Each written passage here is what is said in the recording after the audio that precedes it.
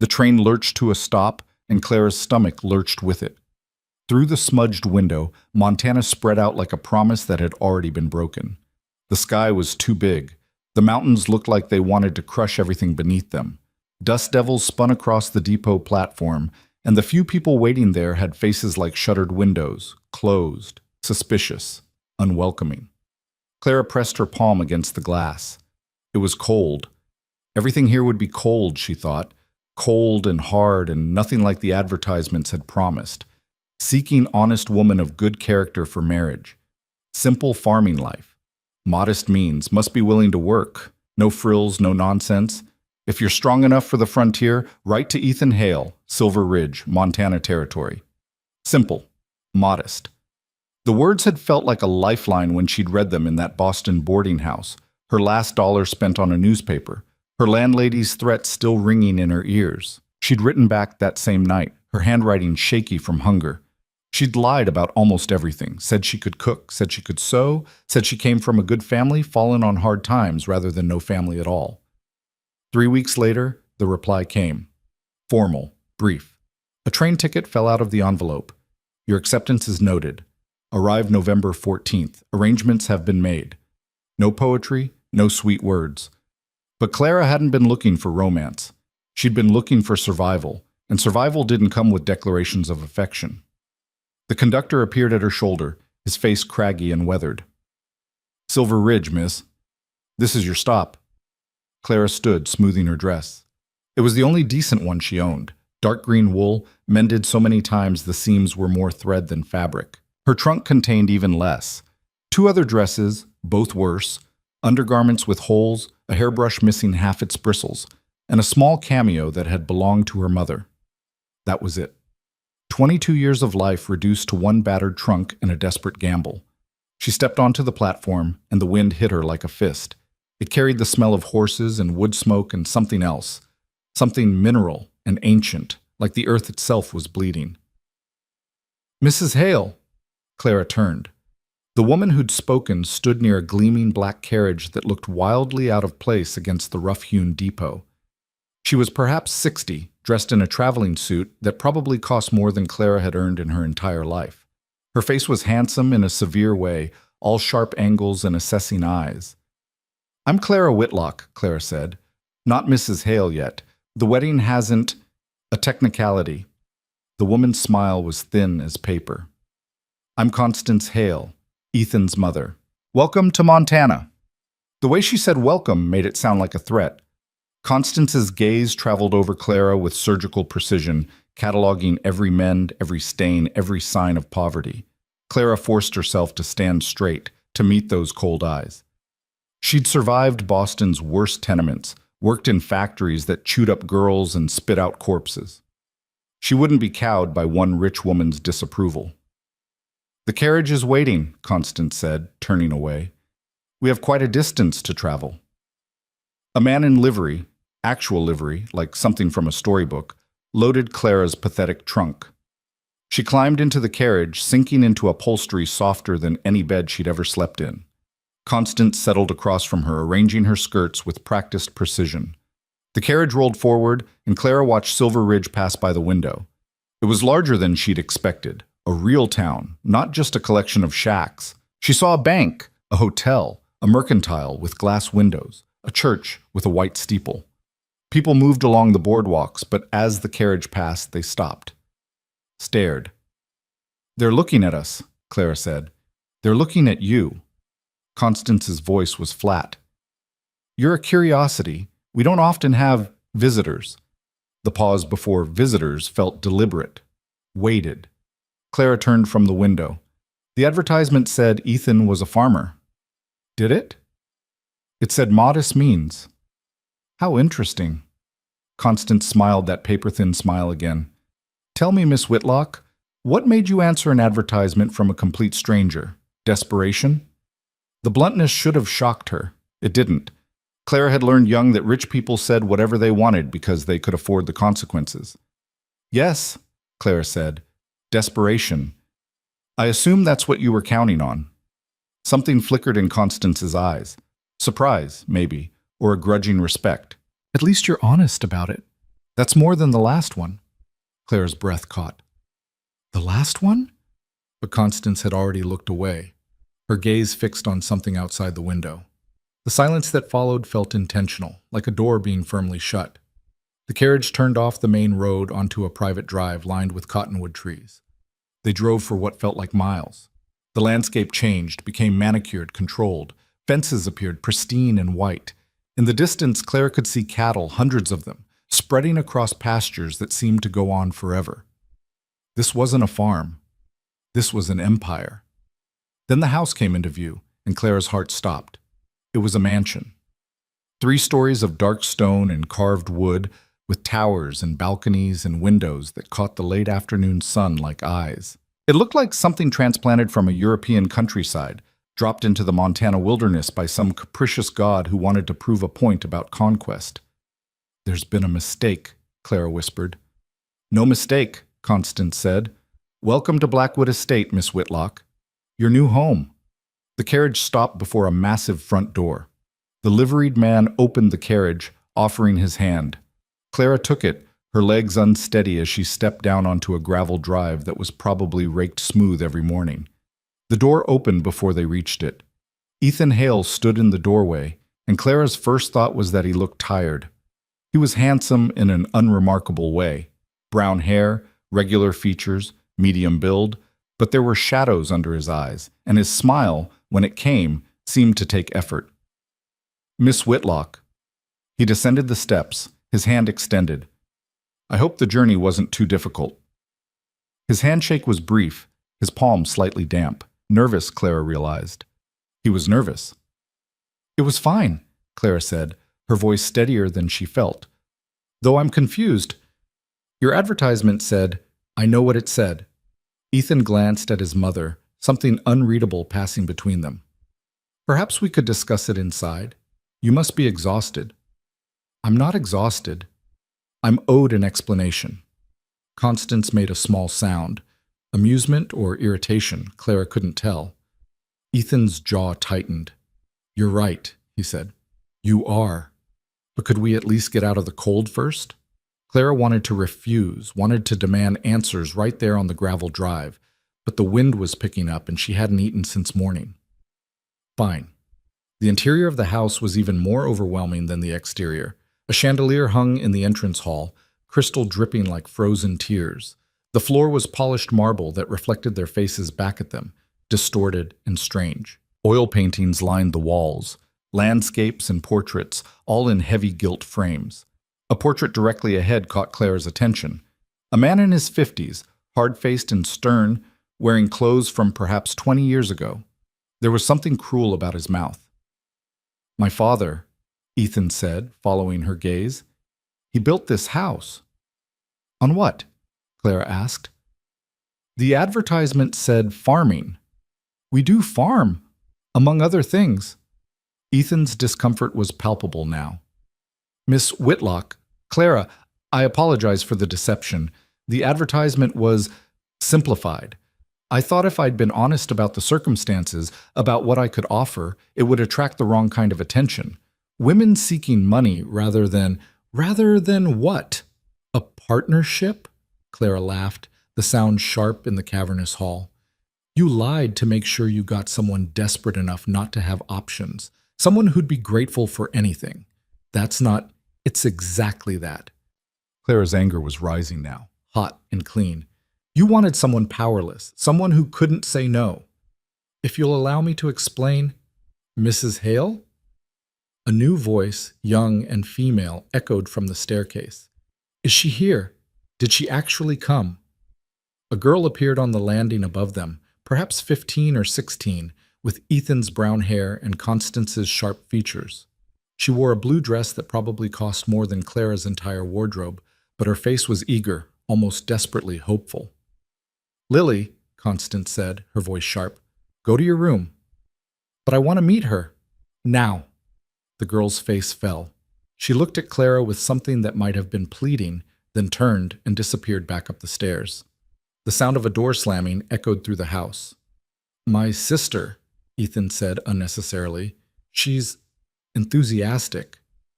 "She seems frightened," Clara said. You're imagining things. I don't think I am. Constance moved toward a doorway to the left. Mrs. Baker has prepared a room for you, Miss Whitlock. You'll want to freshen up before dinner. We keep civilized hours here, despite what you might think of the frontier. Dinner is at 7. Don't be late. She vanished through the doorway before Clara could respond. Ethan rubbed his face, looking even more exhausted than before. I really am sorry about the deception. I can explain everything if you'll give me a chance. Tomorrow, perhaps, after you've rested. Where is she? Ethan's hand fell away from his face. What? The last one. Your mother mentioned her.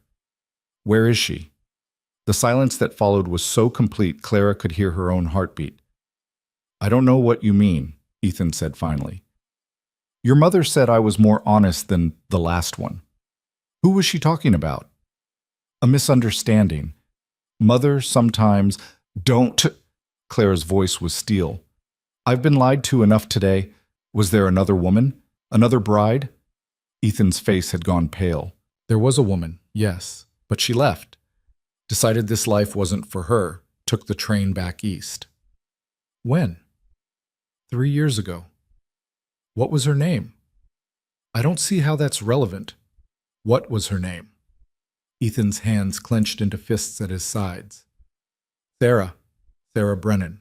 She was here for 2 weeks, decided it wasn't suitable, and left. That's all there is to it. He was lying. Clara didn't know how she knew, but she was certain of it. Something about the way his eyes wouldn't quite meet hers, the way his voice had gone flat and rehearsed. Miss Whitlock? A new woman appeared, older, gray-haired, wearing a housekeeper's practical dress. I'm Mrs. Baker. I'll show you to your room. Clara wanted to press further, but exhaustion was finally catching up with her. The train journey, the shock of the mansion, the confrontation. It was all crashing down at once. Fine, she said. Lead the way, Mrs. Baker led her up the grand staircase, down a hallway lined with more portraits and closed doors. The house was too quiet. Clara could hear their footsteps, the rustle of fabric, nothing else. Where were the servants that a house this size would require? Where was the noise of life? Here we are. Mrs. Baker opened a door near the end of the hall. The room was larger than any Clara had lived in. A 4-poster bed dominated the space, draped in emerald velvet. A wardrobe stood against one wall, a writing desk against another. A fireplace was already lit, casting dancing shadows across walls papered in subtle florals. Your trunk will be brought up shortly, Mrs. Baker said. There's a wash basin and pitcher there, and fresh towels. If you need anything, pull that cord. It rings in the kitchen. Thank you. Mrs. Baker hesitated at the door. Miss Whitlock? A word of advice, if you'll take it from an old woman who's been in this house too long. Clara turned. Yes? Be careful what questions you ask. Some doors once opened can't be closed again. Before Clara could respond, she was gone, the door clicking shut behind her. Clara stood in the middle of the luxurious room, her hands shaking. She'd come here expecting hardship, expecting to work her fingers to the bone for a roof and meals. Instead, she'd found wealth that made no sense, a family that radiated tension like heat from a stove, and a mystery that everyone seemed determined to bury. She walked to the window. It overlooked the back of the estate. More gardens, more fences, more evidence of money that shouldn't exist. In the distance, she could see a structure that looked like a small chapel or mausoleum, dark stone against the darkening sky. A knock at the door made her jump. Come in. The door opened a crack and Lily Hale slipped through, closing it quickly behind her. Up close, Clara could see the girl was prettier than she'd first appeared, but there was something haunted in her eyes. I'm not supposed to be here, Lily said, her voice low. Mother would be furious if she knew I'd come. Then why did you? Lily moved closer, glancing at the door as if expecting it to burst open. Because I have to warn you. Because maybe if I warn you, you'll be different. You'll be smarter. Warn me about what? This house, this family. Lily's hands twisted in her skirts. You should leave, tonight, if you can. Take the first train back to wherever you came from. Forget you ever answered that advertisement. Clara's heart was pounding now. Why? What's wrong with this house? Everything. Lily's eyes were bright with tears. Everything is wrong here. The money isn't clean. Father did terrible things to get it, and now we're all trapped by what he built. Ethan thinks he can make it right, thinks he can fix things by being different, but he can't. The house won't let him. The family won't let him. Lily, you're not making sense. Sarah understood. She figured it out faster than anyone expected, and she tried to leave, but she waited too long. She waited until she'd seen too much, knew too much. And then the door flew open. Constance stood there, her face a mask of fury. Lily, your room, now. Mother, I was just now. Lily cast one last desperate look at Clara, then fled. Constance watched her go, then turned that cold gaze on Clara. My daughter is prone to dramatics, Miss Whitlock. She reads too many novels, fills her head with gothic nonsense. I'd advise you not to encourage her fantasies. She seemed genuinely frightened. She's a child with an overactive imagination. Nothing more. Constance's smile was like a knife. Dinner is in an hour. I trust you'll join us. We have much to discuss regarding your future here. She left, pulling the door closed with careful precision. Clara sank onto the bed, her mind racing. Every instinct screamed at her to do exactly what Lily had suggested. Pack her pathetic trunk and run. But run to what? She had no money for a return ticket, no job waiting in Boston, no family, no friends, no safety net at all. She'd gambled everything on this, and now she was trapped. Her trunk arrived, carried by a silent servant who wouldn't meet her eyes. Clara unpacked mechanically, hanging her shabby dresses in the massive wardrobe where they looked even more pitiful against the fine wood. She washed her face, repinned her hair, tried to calm her breathing. When she looked in the mirror above the wash basin, she barely recognized herself. She looked small in this grand room, insignificant, like a mouse in a cathedral. But she'd survived worse than rich people's secrets. She'd survived factories where girls lost fingers to machinery and landlords who traded rent for favors. She'd survived hunger and cold and the kind of loneliness that ate you from the inside out. She could survive this too. Clara changed into her least mended dress and made her way back downstairs.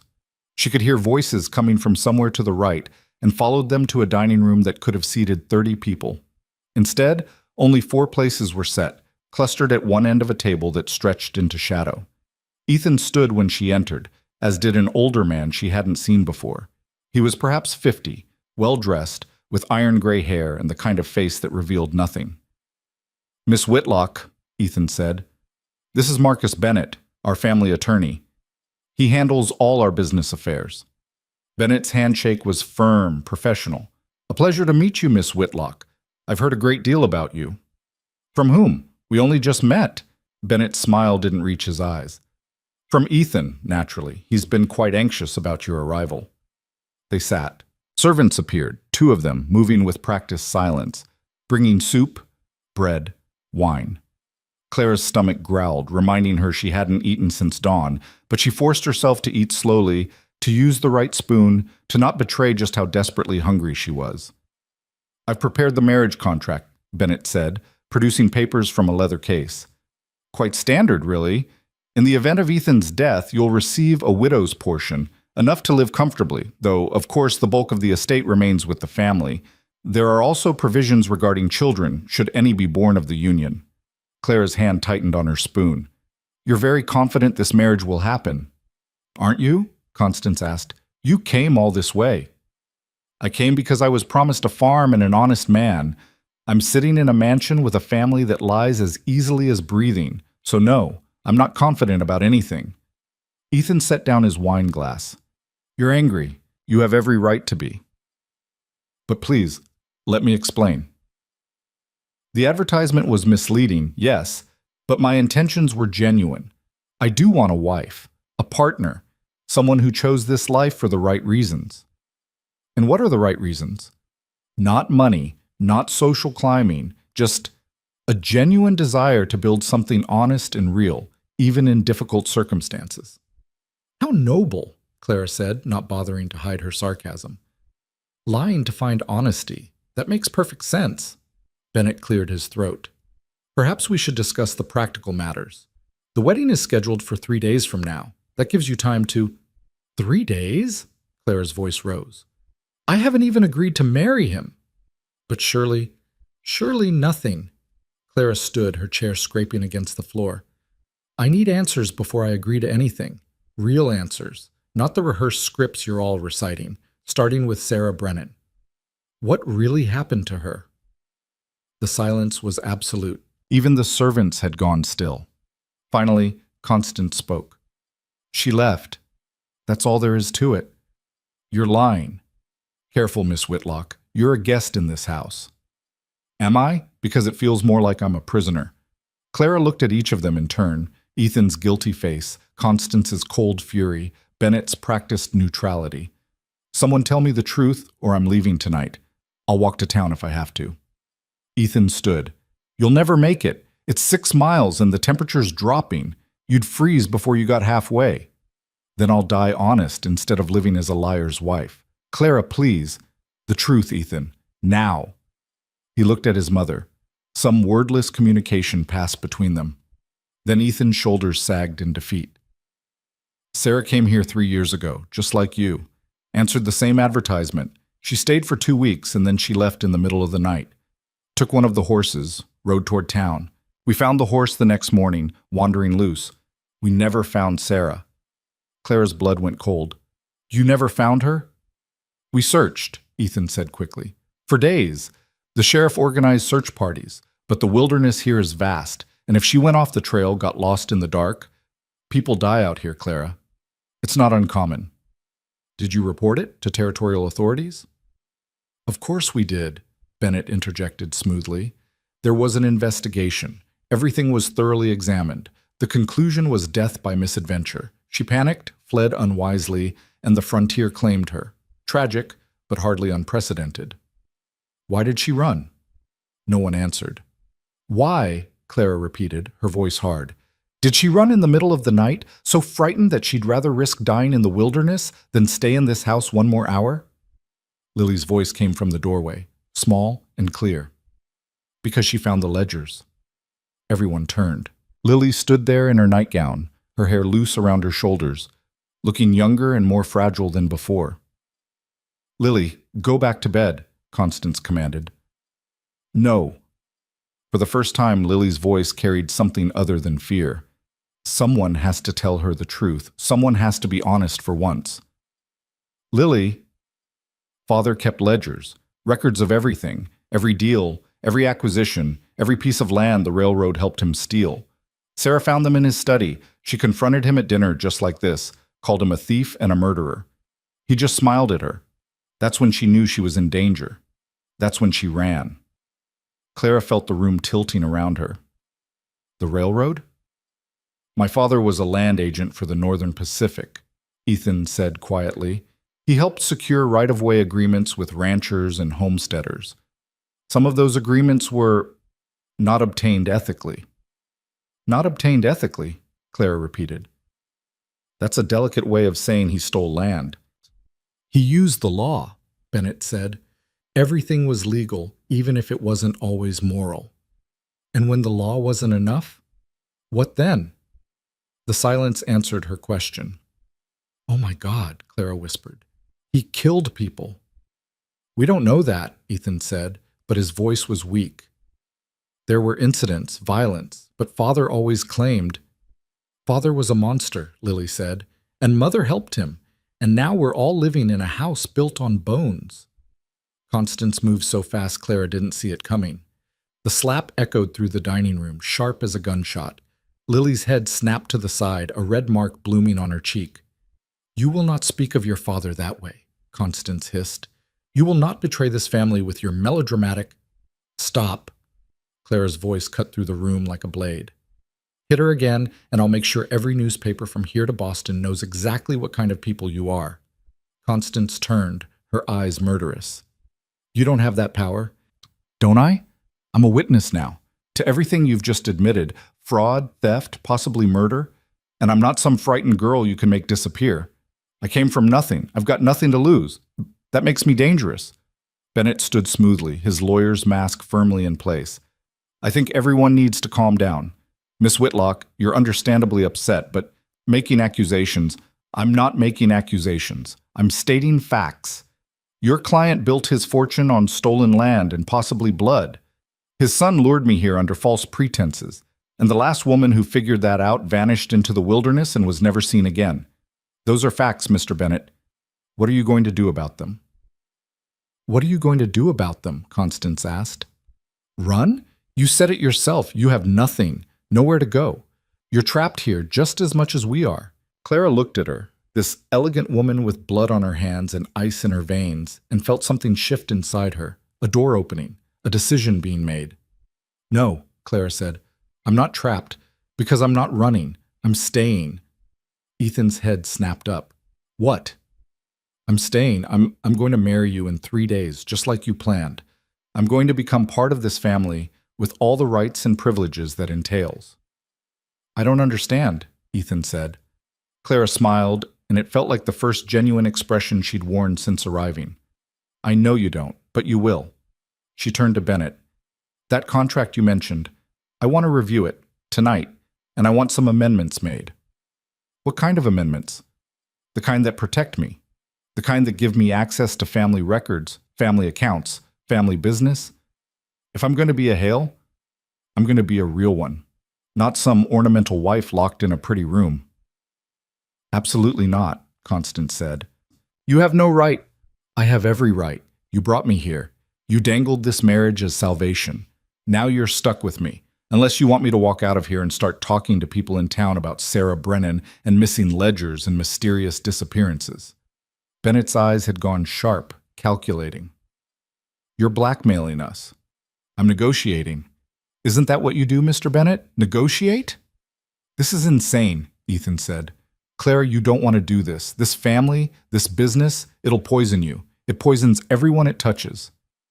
Clara looked at him, this weak man who'd lied to her, and felt something almost like pity. "I've been poisoned before. I survived. Question is, will you?" She walked out of the dining room, leaving them all in stunned silence.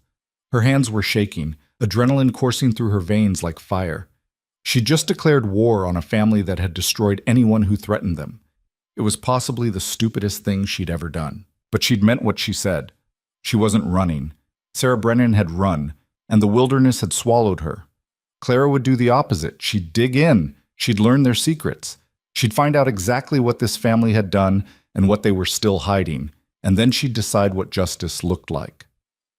Back in her room, Clara locked the door and leaned against it, her heart pounding. Through the window, she could see the estate stretching out in the moonlight, beautiful and terrible and full of secrets. Somewhere out there, Sarah Brennan's body was probably rotting. Somewhere in this house, ledgers documented decades of theft and violence. Somewhere in this family, a truth waited to be uncovered. Clara had come to Montana looking for survival. Instead, she'd found a mystery that could kill her. But she'd also found something else, purpose. She might be trapped in this house, in this impossible situation, but she wasn't powerless. She had her wits, her determination, and now she had leverage. The Hales needed her silence as much as she needed their resources. It was a dangerous game. But Clara had been playing dangerous games her whole life. This one, at least, had stakes worth fighting for. She moved to the writing desk, found paper and pen, and began making notes. Everything she'd learned tonight, every admission, every hint. If she was going to do this, she'd do it right. She'd build a case piece by piece until she knew exactly what had happened in this house. And then, somehow, she'd make sure Sarah Brennan's death meant something. A soft knock at the door made her jump. She tucked the papers under the blotter. "Who is it?" "It's me." Lily's voice, muffled by wood. "Please, can I come in?" Clara unlocked the door. Lily slipped inside, the red mark on her cheek already darkening to purple. "I'm sorry," Lily whispered. "I'm so sorry. I should have warned you better. I should have told you everything before you came inside. How could you have warned me? You didn't know I was coming." "I saw the carriage leave for the depot. I knew what it meant." Lily's eyes filled with tears. "I've been so alone here, so frightened. When I heard Ethan had sent for another bride, I thought maybe this time would be different. Maybe this time the woman would be smart enough, strong enough to survive, to help me survive." Clara took the girl's hands. They were cold, trembling. "Tell me everything. No more half-truths. I need to know exactly what I'm dealing with. Lily nodded, sinking onto the bed. It started with the railroad boom. Father saw the opportunity before anyone else. He positioned himself as the middleman, the person who could convince homesteaders to sell their land for the railroad's right-of-way. At first, it really was just negotiation. But then he realized he could make more money if he forced the sales, if he made people desperate enough that they'd accept any price. How did he make them desperate? Lily's voice dropped to a whisper. Accidents. Fires. Livestock dying mysteriously. Loans being called in suddenly. He had connections, bankers, sheriffs, hired men who'd do anything for money. He'd systematically destroy a family until they had no choice but to sell, and Father would buy the land for pennies, then turn around and sell it to the railroad for a fortune. And your mother knew about this? Mother helped plan it. She was the one who kept the books, who tracked which families were vulnerable, who suggested the most effective strategies. Lily's voice broke. She's smarter than Father ever was. Crueler, too, in her way. Father at least convinced himself he was building something. Mother just wanted power. Clara's mind was racing. The ledgers Sarah found, where are they now? Hidden somewhere in Father's study. I've looked, but I can't find them. Mother must have moved them after Sarah died. After Sarah was killed, you mean? Lily's silence was confirmation enough. Who killed her? Clara asked. Your father? Father was already sick by then. The cancer that killed him 6 months later. He could barely leave his bed. But he gave the order. I heard them arguing that night, Father, Mother, and Bennett. Sarah had threatened to go to the territorial governor to expose everything. They couldn't let her leave. So they sent someone after her. One of Father's old associates, a man named Pike, who'd done similar work before. He caught up with her on the road to town. What happened after? Lily shuddered. I don't know. I don't want to know. But she never arrived in Silver Ridge, and Pike left town the next day with enough money to start a new life somewhere far away. Clara felt sick. Why didn't you go to the authorities? With what proof? I was 15, hysterical with grief over Father's illness. No one would have believed me. And Mother made it clear what would happen if I spoke. She'd send me to an asylum. They do that to inconvenient women, you know. Lock them away and call it treatment. Ethan knows all this? Ethan suspects. He wasn't here when it happened. He was in Denver, trying to learn the business from Father's partners there. By the time he returned, Sarah was gone and Father was dying. Mother told him the same story she told everyone else. I think part of him knows it's a lie, but he's too weak to face the truth. He thinks if he pretends hard enough that Father was just a ruthless businessman instead of a murderer, he can somehow redeem the family name. Clara stood pacing the room. The estate. How much of it was built on stolen land? All of it. Every acre. The house, the cattle operations, the timber holdings. Everything Father owned came from families he destroyed. There are probably 100 families who have legitimate claims to parts of this estate if the truth came out. And Bennett? What's his role? He makes sure nothing comes out. He's been with the family for 20 years. He knows where all the bodies are buried, literally, in some cases. He protects the family because protecting the family protects him. If we fall, he falls with us. Clara stopped pacing. The pieces were coming together, forming a picture even uglier than she'd imagined. This wasn't just about theft or fraud. This was about systematic destruction, about families torn apart, about people who died defending what was theirs. And she was about to marry into the family responsible for all of it. Why does Ethan want a wife? Clara asked. The real reason. Lily hesitated, then said, he's trying to change things, trying to find a way to make restitution without destroying everything. He thought if he married someone from outside the family sphere, someone with no connection to the past, it might help him break free of Mother's control. Give him an ally. He picked a mail-order bride because he thought I'd be grateful enough to be controllable. Probably, but he was wrong about you, wasn't he? Clara laughed, the sound brittle. He certainly was. She turned to Lily. Listen to me carefully. I'm going through with this marriage, not because I forgive the lies and not because I'm afraid to leave. I'm doing it because it's the only way to get access to the evidence I need. Evidence for what? To bring this family down. To make sure everyone who was hurt gets justice. To make sure your father's victims aren't forgotten. Lily's eyes went wide. You can't. Mother will kill you. She's already killed once to protect the family's secrets. She won't hesitate to do it again. Then I'll have to be smarter than Sarah was. I'll have to gather my evidence carefully, build my case thoroughly, and make sure I have protection before I strike. Clara gripped Lily's shoulders. Can you help me? Can you show me where to look? What to avoid? How to navigate this family without raising suspicion? If Mother finds out I'm helping you, then we'll make sure she doesn't find out. We'll be careful, patient. But Lily, I need you. I can't do this alone. Tears spilled down Lily's cheeks. I'm so tired of being afraid. I'm so tired of living in this house where everything is built on lies and blood. Then help me end it. Help me make sure your father's crimes don't stay buried forever. Lily nodded, her jaw set with new determination. All right, I'll help you. But Clara, we have to be so careful. Mother is watching everything. She doesn't trust you. She's already planning ways to control you, to make sure you never become a threat. Let her plan. I've survived worse than Constance Hale. A clock somewhere in the house chimed midnight. Lily stood, wiping her eyes. I should go. If she finds my bed empty... She moved to the door, then turned back. Clara, thank you for staying, for fighting. Sarah tried to run and it killed her. Maybe standing and fighting is the answer. Maybe, Clara said, or maybe it'll kill us both. But at least we'll die trying to do something right. After Lily left, Clara returned to her notes. She wrote everything down, names, dates, accusations. She documented Lily's testimony, her own observations, every detail she could remember.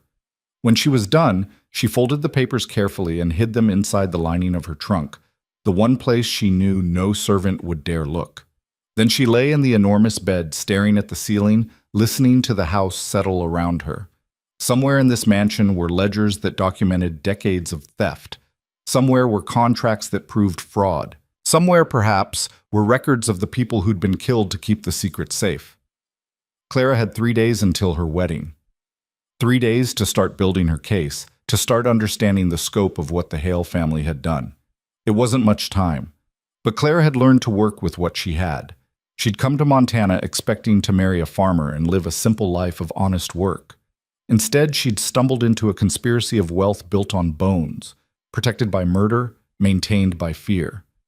But she'd also found something unexpected, a purpose bigger than survival. She would expose the Hale family. She would make sure Sarah Brennan's death was avenged. She would see justice done, no matter what it cost her.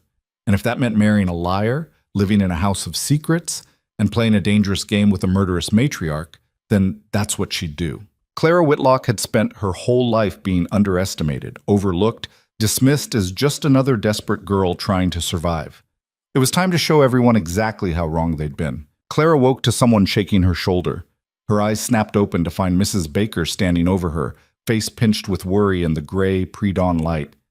You need to get up, miss. Quickly. Clara sat up, her heart already racing. What's wrong?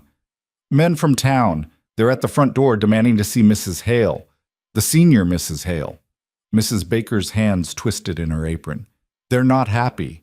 Clara threw off the covers and reached for her dress. What do they want? I don't know, but they've got rifles. By the time Clara made it downstairs, the confrontation was already underway. Through the front windows, she could see perhaps a dozen men on horseback, their breath-forming clouds in the cold morning air. Constance stood in the open doorway, wrapped in a silk robe that probably cost more than any of those men earned in a year. Gentlemen, Constance was saying, her voice ice-cold and perfectly controlled. This is private property. I suggest you state your business and leave before I have you arrested for trespassing. One of the men dismounted.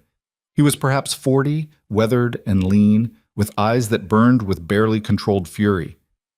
My name's Jack Morrison. My father was Thomas Morrison. You remember him, Mrs. Hale? I'm afraid I don't. Liar. Morrison spat the word. Your husband stole our ranch 15 years ago. Burned our barn, killed our cattle, forced my father into a loan he couldn't repay. Then foreclosed on the property before the ink was dry. My father drank himself to death over what you people did to us. Constance's expression didn't change. Your father made poor business decisions. That's hardly our fault. Poor business decisions? Morrison's voice rose. He had men come in the night. Our hay went up like a torch. Every head of cattle we owned died from poison in the water. And then suddenly the bank, your bank, called in a loan that wasn't due for another year. If you have complaints about business practices, I suggest you take them up with the proper authorities. The authorities you bought? The sheriff who looks the other way? The judges on your payroll? Morrison took a step closer. We know what you are, Mrs. Hale. We know what your husband was. And we're done pretending the law is going to help us. Clara's breath caught. This was spiraling out of control fast. She could see other men reaching for their rifles, could see Constance's hand moving toward something inside her robe. If someone didn't defuse this immediately, blood would be spilled on the front lawn. She pushed past Constance before she could think better of it. Mr. Morrison, Clara said, stepping into the cold. She was barefoot, wearing only her nightgown and a shawl, but she forced herself to walk down the steps toward the armed men. My name is Clara Whitlock. I just arrived yesterday from Boston. I don't know anything about your father or what happened to him, but I can see you're angry, and I think you have a right to be. Who the hell are you? Morrison asked, but his hand had moved away from his gun. I'm supposed to marry Ethan Hale in 3 days, but before I do that, I need to understand exactly what this family has done, what they're responsible for, because I won't be part of covering up crimes. Clara, get back inside, Constance hissed from the doorway. Clara ignored her. Mr. Morrison, you said your father's ranch was stolen. Do you have proof? Documents? Anything that shows what was done to you? Morrison's jaw worked. I've got letters, bills of sale that make no sense, foreclosure notices. But what good are they? No lawyer in this territory will take a case against the Hales. Maybe that's because you haven't found the right lawyer yet. Clara was making this up as she went, her mind racing ahead of her words. Give me 3 days. Let me look into this. If what you're saying is true, if crimes were committed, I'll help you expose them. But if you kill Mrs. Hale right now, you'll hang for murder, and your father's story dies with you. Why should we trust you? You're one of them. I'm not one of them, not yet. And maybe I never will be. Clara looked back at Constance, whose face had gone white with fury. 3 days, Mr. Morrison. That's all I'm asking. If I can't find evidence in 3 days, you can come back and do whatever you think is necessary, but give me a chance to do this the right way. Morrison looked at his men, some silent conversation passing between them. Finally, he nodded. 3 days. But Miss Whitlock, if you're lying to us, if this is some trick to buy time while they get the law on their side, I'll make sure you regret it. Fair enough. The men mounted up and rode away, their horses' hooves thundering against the frozen ground. Clara stood there until they disappeared down the drive, then turned to face Constance. The older woman's eyes were murderous. How dare you? How dare you make promises on behalf of this family? You have no authority here. I just saved your life. You made things infinitely worse. Do you have any idea what you've done? Those men will be back, and when they come, they'll bring others. You've given them hope, and hope is dangerous. It makes desperate men do stupid things. Good, Clara said. Maybe it's time desperate men started doing stupid things. Maybe it's time someone held this family accountable.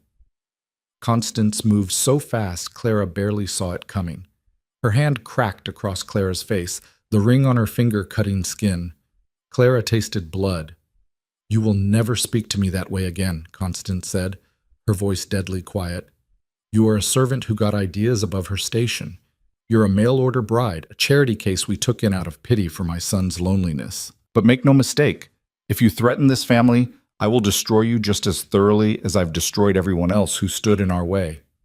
Clara touched her bleeding cheek and smiled. Just like you destroyed Sarah Brennan? Constance went very still. What did you say? You heard me. I know what happened to her. I know she found the ledgers. I know she ran, and I know she never made it to town. And I know you gave the order to stop her. You know nothing. You have no proof. Not yet, but I will. And Mr. Morrison and his friends are going to help me find it. Constance's laugh was like breaking glass. You stupid girl. You have no idea what you're playing with. The people you think you're helping? They're not innocent. Jack Morrison's father was a drunk and a gambler who mortgaged his ranch 3 times over. We didn't destroy him. He destroyed himself. We just picked up the pieces. Then you won't mind if I verify that story, will you? Do whatever you want. You'll find nothing but business transactions, all perfectly legal, all documented and filed with the proper authorities. Constance's smile was sharp. But while you're wasting time chasing ghosts, remember this. You have nowhere to go. No money, no family, no options. You need this marriage as much as Ethan does, so play your little detective game if it makes you feel important. Just don't forget who holds all the cards. She swept back into the house, leaving Clara standing alone in the cold morning air, blood dripping from her cheek onto the pristine gravel drive. Clara pressed her shawl to her face and walked back inside. Her hands were shaking, from cold, from adrenaline, from the realization of just how badly she'd miscalculated. She'd thought facing down armed men would show the Hales she was serious, would force them to take her seriously. Instead, she just painted a target on her back. Ethan appeared from somewhere deeper in the house, his hair disheveled, still pulling on his coat. I heard shouting. What happened? Your mother's past came calling, literally. Clara pushed past him toward the stairs. I need to get dressed. Clara, wait. He caught her arm. Your face. You're bleeding. Your mother has a strong right hook. I'll survive. Ethan's expression darkened. She hit you? I insulted her family's honor. Apparently that's a capital offense in Hale world. Clara pulled her arm free. Don't worry about it, Ethan. It's not the first time someone slapped me, and it won't be the last. It shouldn't have happened at all. His voice carried something Clara hadn't heard before, actual anger. This has gone too far. I'm calling off the wedding. Clara stopped on the third step. Excuse me? You were right yesterday. This was a terrible idea. Bringing you here, lying about who we are, what we've done, it was all wrong. I'll give you money for the train back to Boston. Enough to start over somewhere else. You don't deserve to be dragged into our family's mess. For a moment, Clara was tempted. To take the money and run, to leave this nightmare behind and never look back. But then she thought of Sarah Brennan, dead in some unmarked grave. She thought of Jack Morrison's father, drinking himself to death over a stolen dream. She thought of all the families whose lives had been crushed to build this mansion. No, she said. What? I said no. The wedding happens in 3 days, exactly as planned. Ethan stared at her like she'd lost her mind. Clara, you just told me last night that you're only doing this to expose us. Why would you want... Because I made a promise to those men. I told them I'd find the truth in 3 days. I can't do that if I'm not part of this family. I need access to the records, the accounts, everything your father kept hidden. Clara descended the steps, meeting his eyes. So here's what's going to happen. We're getting married. You're going to make sure I have complete access to this house and everything in it. And in exchange, I'll try to find a way to make restitution that doesn't end with your mother hanging from a rope. You think you can save us? I think I can try, but only if you help me. Only if you're willing to face what your father did and take responsibility for it. Ethan's laugh was bitter. You don't know what you're asking. Then explain it to me. He ran a hand through his hair, looking suddenly much older than his years. My father didn't just steal land, Clara. He destroyed lives. Systematically, methodically, efficiently. He'd identify families who had something he wanted, good grazing land, water rights, timber access, and then he'd dismantle them piece by piece. Sometimes it was financial pressure, sometimes it was violence, sometimes it was just making their lives so miserable they'd sell for anything just to escape. How many families? I don't know. Dozens at least, maybe more. The ledgers have names, dates, acquisition prices, but they don't have the full story. They don't have the barn burnings and the poisoned wells and the mysterious accidents. His voice dropped. They don't have the bodies. Clara's blood ran cold. How many bodies? I don't know that either. Father was careful. He used intermediaries, paid men to do his dirty work. But there were rumors, homesteaders who disappeared, ranch hands who asked too many questions, a newspaper editor who wrote an article about land fraud and then died in what they called a hunting accident. And your mother knew all this? She helped orchestrate it. Father had vision, but mother had strategy. She's the one who figured out how to make it all look legal, how to hide the violence behind paperwork and legitimate business transactions. Ethan sank onto the bottom step, his head in his hands. I found out about it 2 years ago, after Father died. I was going through his papers, trying to understand the business, and I found a ledger that didn't match the official books. It had notations like Morrison problem solved and Peterson convinced to relocate. I didn't understand at first.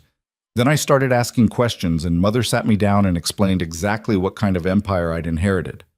What did you do? I threw up. Then I tried to figure out how to make it right. But it's not that simple, Clara. If I expose what Father did, the entire estate collapses. The land gets seized, the assets frozen. Everyone who works here loses their livelihood. The town's economy tanks because half the businesses depend on our money. And Mother goes to prison, probably hangs. Lily's reputation is destroyed. The Hale name becomes synonymous with murder and theft. It already is, Clara said quietly. Those men this morning, they know. Maybe not everything, but enough. And they're not the only ones. How many other families are out there nursing grudges, waiting for their chance at revenge? Too many to count. Clara sat down beside him on the step. Then here's what we do. We get married, we present a united front to your mother and Bennett, make them think I've been brought into line, that I'm going to be a good, quiet wife who doesn't ask questions. Meanwhile, we find the real ledgers. We document everything, and then we figure out how to make restitution in a way that doesn't destroy everyone. That's impossible. Probably. But it's the only option that doesn't end with more people dying. Clara looked at him. Can you do it? Can you pretend to be the dutiful son while we work against your mother? Ethan was quiet for a long moment. She'll know. She always knows. Then we'll have to be smarter than she is. No one's smarter than Mother. I am, Clara said with more confidence than she felt. She underestimates me because I'm poor and desperate. That's her weakness. She thinks she can control me with fear and money, but she's wrong. I've survived things she can't even imagine, Ethan. Factory floors where girls lost fingers and kept working because they needed the wages. Landlords who'd lock you out in winter over 50 cents. I've been hungry enough to steal and desperate enough to do things I'm not proud of. Your mother's never known real desperation. That makes her vulnerable. Ethan looked at her with something like wonder. You're not what I expected. Neither are you. The advertisement said simple farmer. I got a guilt-ridden heir to a criminal empire. We're both full of surprises. Clara stood. So are we doing this or not? You're absolutely sure. Once you marry into this family, there's no going back. Whatever we find, whatever we do, you'll be tied to it forever. Clara thought about that. Thought about the life she'd left behind in Boston, the grinding poverty and endless fear. Thought about the life she'd expected here, hard work and simple survival. And thought about the life she was choosing instead, dangerous, complicated, possibly short, but at least meaningful. I'm sure, she said. 3 days. We get married, and then we burn your family's lies to the ground. Ethan extended his hand. Partners? Clara shook it. His palm was warm, steady. Partners. The rest of that day passed in a blur of preparations Clara hadn't asked for and didn't want. Constance, having apparently decided that violence was ineffective, switched to a different strategy, overwhelming control. A seamstress appeared to fit Clara for a wedding dress. A minister arrived to discuss the ceremony. Bennett showed up with more contracts and documents to sign. Through it all, Clara played her part. She was meek when Constance issued orders. She was grateful when the seamstress presented her with a dress that probably cost more than Clara's entire life earnings. She was appropriately awed when Bennett explained the legal intricacies of joining the Hale family. But when no one was watching, she explored. The house was enormous, full of rooms that seemed to serve no purpose other than displaying wealth. Clara found a ballroom that looked like it had never been used.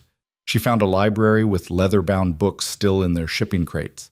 She found bedrooms furnished with the kind of care that suggested they were waiting for guests who would never arrive. She also found locked doors. 3 of them on the 2nd floor, 1 on the 3rd. She tested the handles carefully, making sure no one was watching. They didn't budge. Whatever was behind those doors, Constance wanted it protected.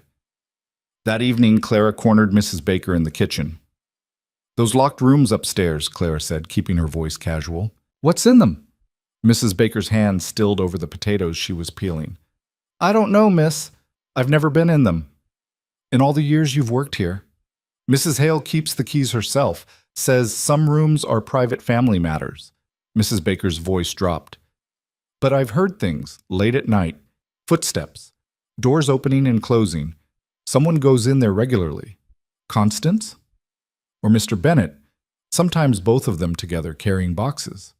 Mrs. Baker glanced toward the door, making sure they were alone. Miss Whitlock, can I speak plainly? Please. Leave this alone. Whatever's in those rooms, it's not meant for you to find. The family's been protecting those secrets for years. They won't take kindly to someone poking around. I know, but I have to try. Mrs. Baker's eyes were sad. Just like Miss Sarah said, she told me the same thing 3 days before she disappeared. I have to try, she said. I can't just pretend I don't know. And look what happened to her. Claire's heart skipped. You knew Sarah. She was a sweet girl, scared but determined. She arrived full of hope, just like you. Thought she could make a difference. Mrs. Baker's voice cracked. They found her horse wandering near Devil's Canyon. That's a bad stretch of land, steep cliffs, loose rock. Easy place to have an accident, or to make something look like an accident. Mrs. Baker, do you think she was murdered? The older woman's hands resumed peeling, but her movements were mechanical, automatic. I think curiosity is dangerous in this house, Miss Whitlock. I think asking too many questions gets people hurt. And I think if you're smart, you'll marry Mr. Ethan, keep your head down, and live a long, quiet life pretending you don't see what's right in front of you. I can't do that. Then may mercy find you, because the Hales certainly won't. That night, Clara lay awake thinking about locked rooms and hidden ledgers, and a girl named Sarah who'd asked too many questions. Moonlight streamed through her window, painting silver bars across the floor. The house creaked and settled around her, old wood adjusting to the cold. A soft click made her freeze. It came from the hallway. The sound of a door opening very carefully, someone trying not to be heard. Clara slipped out of bed and pressed her ear to her own door. Footsteps, soft and measured. Someone moving with purpose through the dark house. She counted to 10, then eased her door open a crack. The hallway was dark except for a sliver of light coming from under one of the locked doors. As Clara watched, a shadow passed in front of it. Someone was inside. Clara knew she should stay in her room, knew that getting caught would destroy whatever trust she'd built with Ethan, would confirm Constance's suspicions. But she also knew she might not get another chance like this. She grabbed her shawl and stepped into the hallway. The floorboards were cold under her bare feet. She moved slowly, testing each step before putting her weight down, trying to avoid the creaks. The locked door was perhaps 20 feet away. The light underneath it flickered. Candlelight, not a lamp. Claire reached the door and pressed her ear against it. Papers rustling. The scratch of pen on paper. Someone working late, documenting something they didn't want documented in daylight. Clara tried the handle. Still locked, but now she could hear movement on the other side. Whoever was in there had heard her. The footsteps approached. Clara backed away, her heart hammering. She'd been stupid, reckless. The door opened. Lily stood there in her nightgown, holding a candle, her eyes wide with fear. Clara, what are you doing out here? I could ask you the same thing, Clara whispered. I thought that door was locked. It is. I have a key. Lily glanced down the hallway, then grabbed Clara's wrist. Get inside, quickly. Clara stepped into the room, and Lily shut the door behind them, turning the key with a soft click. The room was an office, but not like any office Clara had seen before. Every wall was covered with filing cabinets and shelves. Papers were stacked everywhere. On the desk, on chairs, in neat piles on the floor. It looked like someone had tried to organize the entire history of the Hale family and run out of space. What is this place? Clara breathed. Father's real office, where he kept everything that mattered. Lily set the candle on the desk. Mother thinks she's the only one with a key. She doesn't know Father gave me one before he died. He wanted someone to know the truth, I think. Wanted to confess, even if it was just to a frightened child. Clara moved to the desk. Papers covered it. Land deeds, contracts, letters. But underneath those, barely visible, she could see the edge of a leather-bound book. A ledger. Is that one of them? There are 6 total. 6 books documenting every crime Father committed over 30 years. Lily's voice was hollow. I've been reading them at night, trying to understand what we are, what I come from. Clara reached for the ledger, but Lily caught her hand. Wait. Before you look, you need to understand something. Once you read these, you can't unknow what's in them. You'll be carrying the same weight I carry, the same guilt. I'm already guilty, Claire said. I promised those men I'd find the truth. I can't do that if I'm afraid to face it. Lily released her hand. Then look. But don't say I didn't warn you. Clara opened the ledger. The handwriting was neat, almost beautiful. Careful script that belied the ugliness of what it recorded. March 12, 1868. Morrison property acquired. Initial pressure applied. Barn fire. Livestock poisoning. T. Morrison proving stubborn. Recommended escalation. March 20th, 1868. Second pressure applied. Well contaminated. Crop failure insured. T. Morrison accepting loan terms. March 28th, 1868. Loan called in early. Morrison defaulted as expected. Property foreclosed. Profit margin. 340%. April 2nd, 1868. Morrison's eldest son making threats. Pike dispatched to handle situation. Problem resolved permanently. Claire's hands shook as she turned the pages. Entry after entry, family after family. The ledger read like a how-to manual for destroying lives. There were notations about timing, about which banks to use, about which sheriffs would look the other way. There were names Clara recognized from town. Morrison, Peterson, half a dozen others, and names she didn't, families who'd probably left the territory or died trying to stay. And there were the coded entries. Problem resolved permanently. Situation handled discreetly. Witness eliminated. How many? Clara asked, her voice barely audible. I've counted 17 that are clearly murders, but there are probably more that are coded in ways I don't understand. Lily sat down heavily in the desk chair. Father kept records of everything because he thought it made him powerful. He thought if he documented every crime, every payment, every person who helped him, he'd have leverage, insurance. Against whom? Against everyone. The railroad, the banks, the territorial government. They all benefited from what Father did. They all looked the other way because it was profitable. Father made sure he had proof of their complicity. That way, if anyone ever tried to come after him, he could drag them down too. Clara's mind was racing. This wasn't just evidence against one family. This was evidence against an entire corrupt system. Railroad executives who'd paid for land theft, bankers who'd called in loans on schedule, lawmen who'd ignored murders in exchange for payments. We need to copy these, Clara said. Every page. We need evidence we can take outside the family. And then what? Who do we give it to? Every official in the territory is either in those books or scared of the people who are. Lily's laugh was bitter. That's the genius of it. Father didn't just build a fortune. He built a prison for everyone who helped him build it. We're all trapped. Clara thought about Jack Morrison and his men riding up with rifles in righteous anger. They weren't trapped. They were free in their poverty and their rage. The railroad, Clara said slowly. Your father's records implicate the railroad? Of course, they were his main partner. Why? Because railroads have enemies, competitors, rival companies who'd love to expose corruption in the Northern Pacific.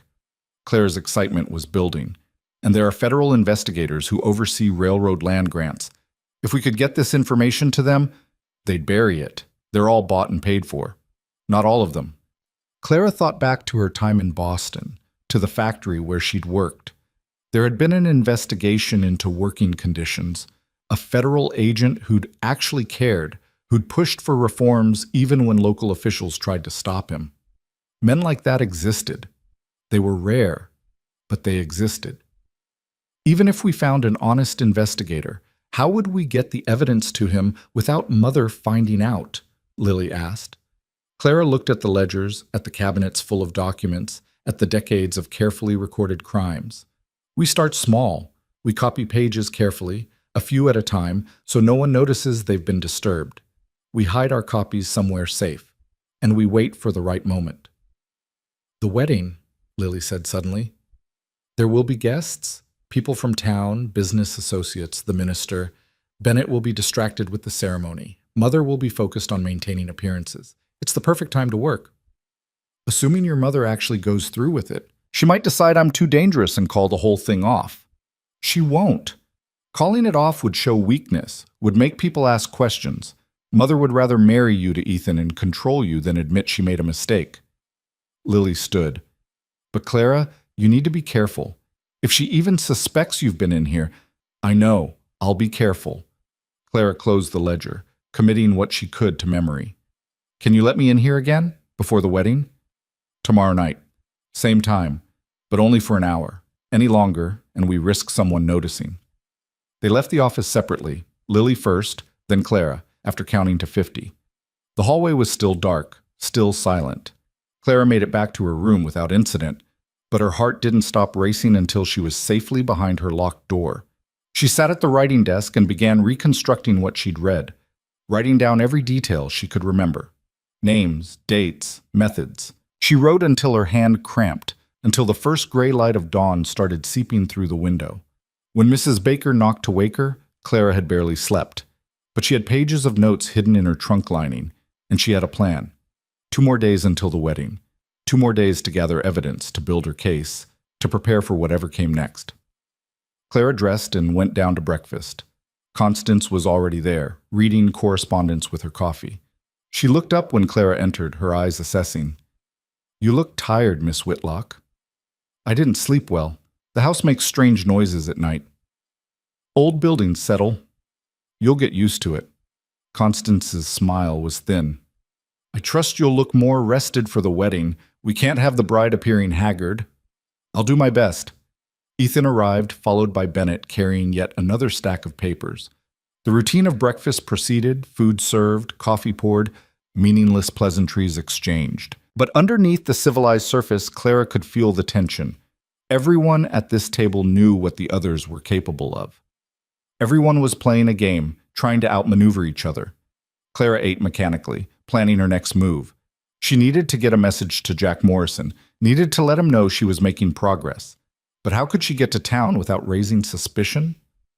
As if reading her mind, Ethan said, Clara, I thought you might like to see Silver Ridge properly. We could go into town this afternoon, visit some of the shops. You'll need to familiarize yourself with the area if you're going to live here. Constance's coffee cup paused halfway to her lips. Is that wise, given yesterday's unpleasantness?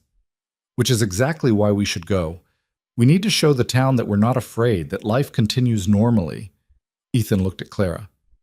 Unless you'd rather stay here? No, Clara said quickly. I'd like to see the town. Bennett frowned. Perhaps I should accompany you, for safety. That won't be necessary, Ethan said firmly.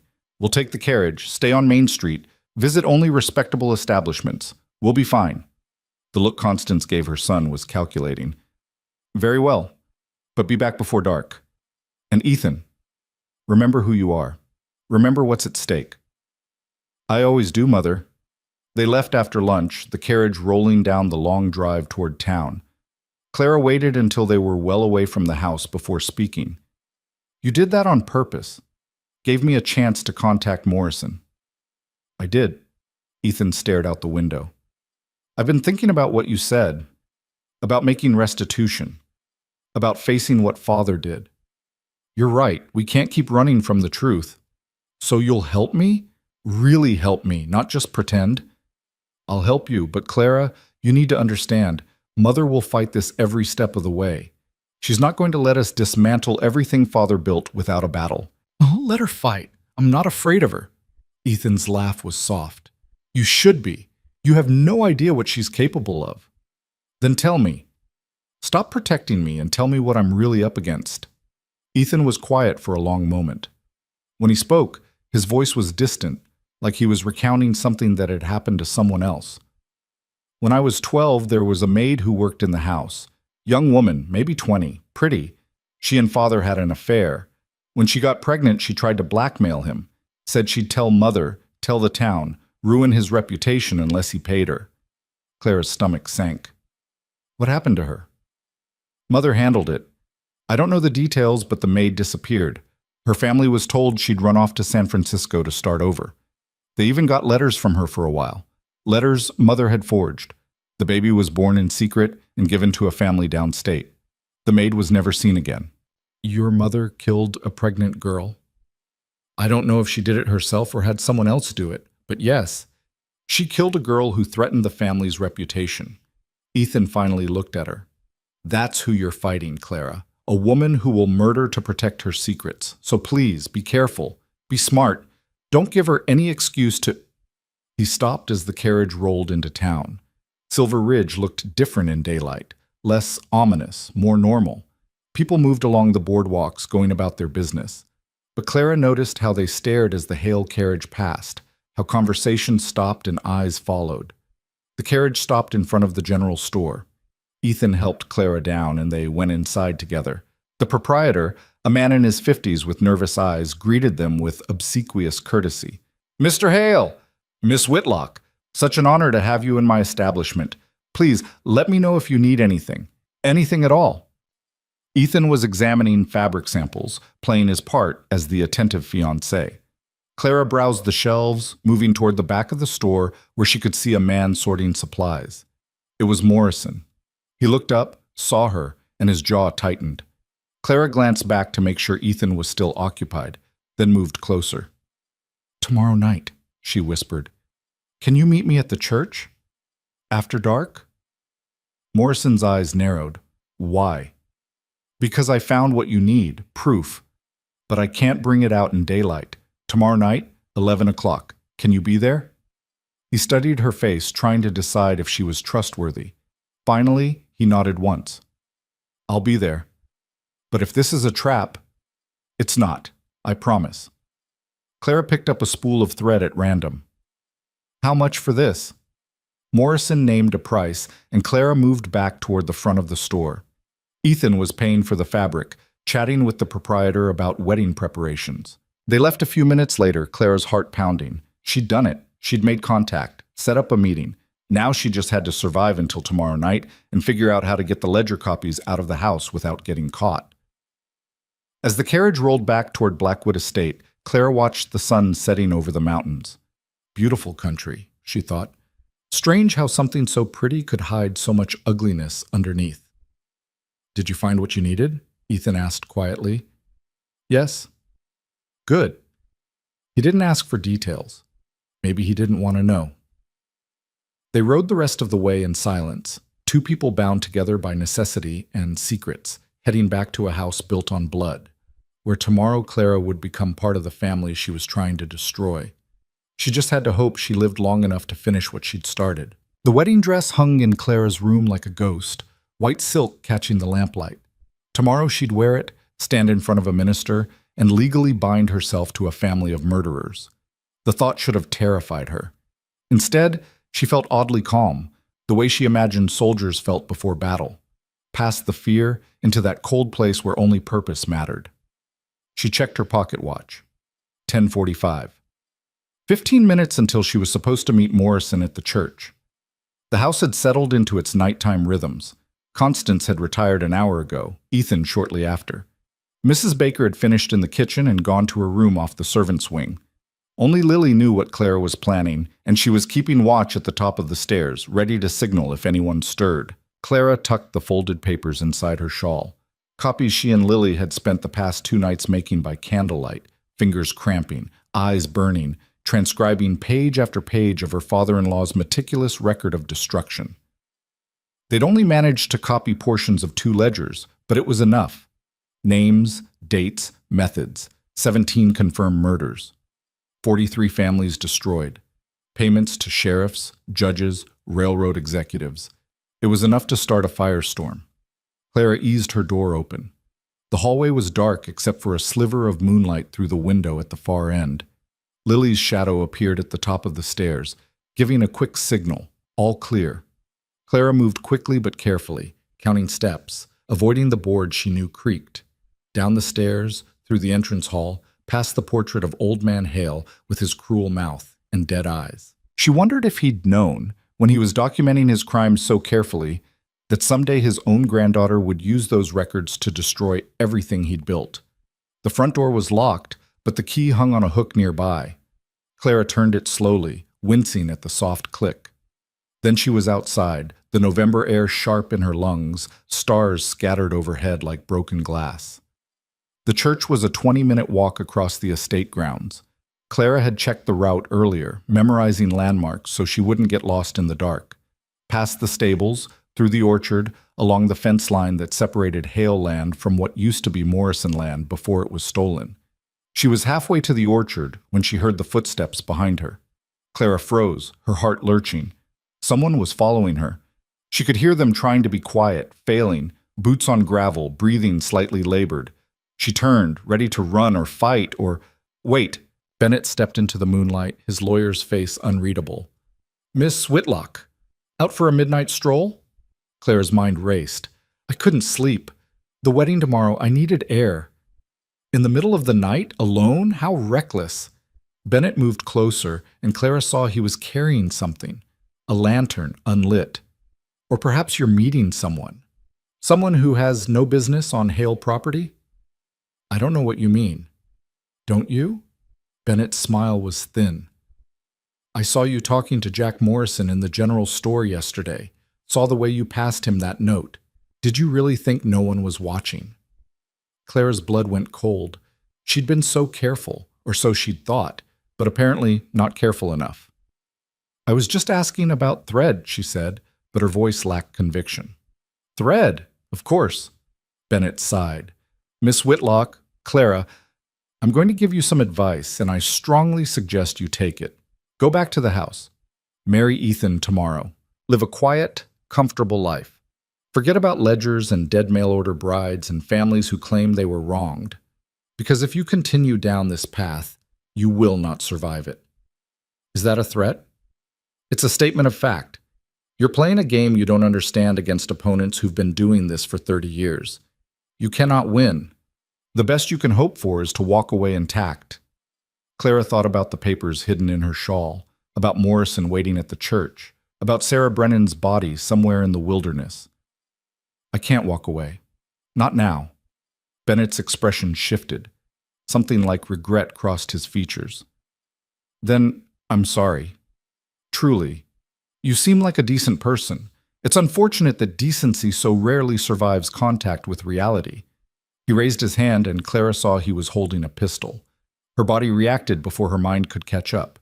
She threw herself sideways as the gun fired, the shot impossibly loud in the quiet night. Pain seared across her arm, a graze, not a direct hit. She hit the ground hard, rolled, scrambled to her feet. Bennett was raising the gun again. A rock struck him square in the temple. He stumbled, the gun dropping from his hand. Another rock hit his shoulder, then another. Lily appeared from behind the orchard trees, her nightgown pale in the moonlight, her face fierce. "Run!" she screamed at Clara. "I'll hold him off! Run!" Clara didn't need to be told twice. She ran, clutching her bleeding arm, the paper still somehow secure in her shawl. Behind her, she could hear Bennett cursing, Lily shouting. Then another gunshot. Clara's legs nearly gave out. She spun around, terrified she'd see Lily's body on the ground. But Lily was still standing, still throwing rocks. Bennett was on one knee, aiming at her. Clara didn't think. She charged back, picking up a fallen branch as she ran. She swung it hard, catching Bennett across the back. He went down with a grunt. "Lily, move!" The girl didn't hesitate. She ran to Clara's side, both of them backing away as Bennett struggled to his feet. Blood ran down his face from where the rock had hit him. His eyes were murderous. "You stupid girls," he panted. "You think you've won something? All you've done is guarantee your own deaths." "Maybe," Clara said, her voice steadier than she felt. "But at least we'll die fighting instead of living as cowards." She grabbed Lily's hand and ran. They crashed through the orchard, branches tearing at their clothes. Clara could hear Bennett behind them, slower but still coming. The church was ahead, its white steeple visible against the stars. Morrison was waiting by the door, along with 3 other men. They all had rifles. "What the hell happened?" Morrison demanded, taking in Clara's bleeding arm, Lily's torn nightgown, the sound of someone crashing through the trees behind them. "Bennett found out," Clara gasped. "He tried to kill us." "Is he armed?" "Pistol. 1 shot left. Maybe 2. Morrison nodded to his men. They fanned out, rifles ready. A moment later, Bennett emerged from the trees and stopped dead when he saw the welcoming committee. You're trespassing, Bennett said, but his voice lacked its usual authority. This is Hale property. I'm within my rights to defend it.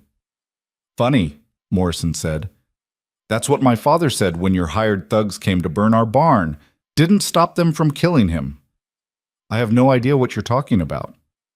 Liar, Clara stepped forward, pulling the papers from her shawl. But that's fine. We don't need your confession. We have your employer's records. She handed the papers to Morrison. He unfolded them, holding them up to catch the moonlight. His face went white as he read. This is... His voice cracked. This is everything. Names, dates, payments. It's all here.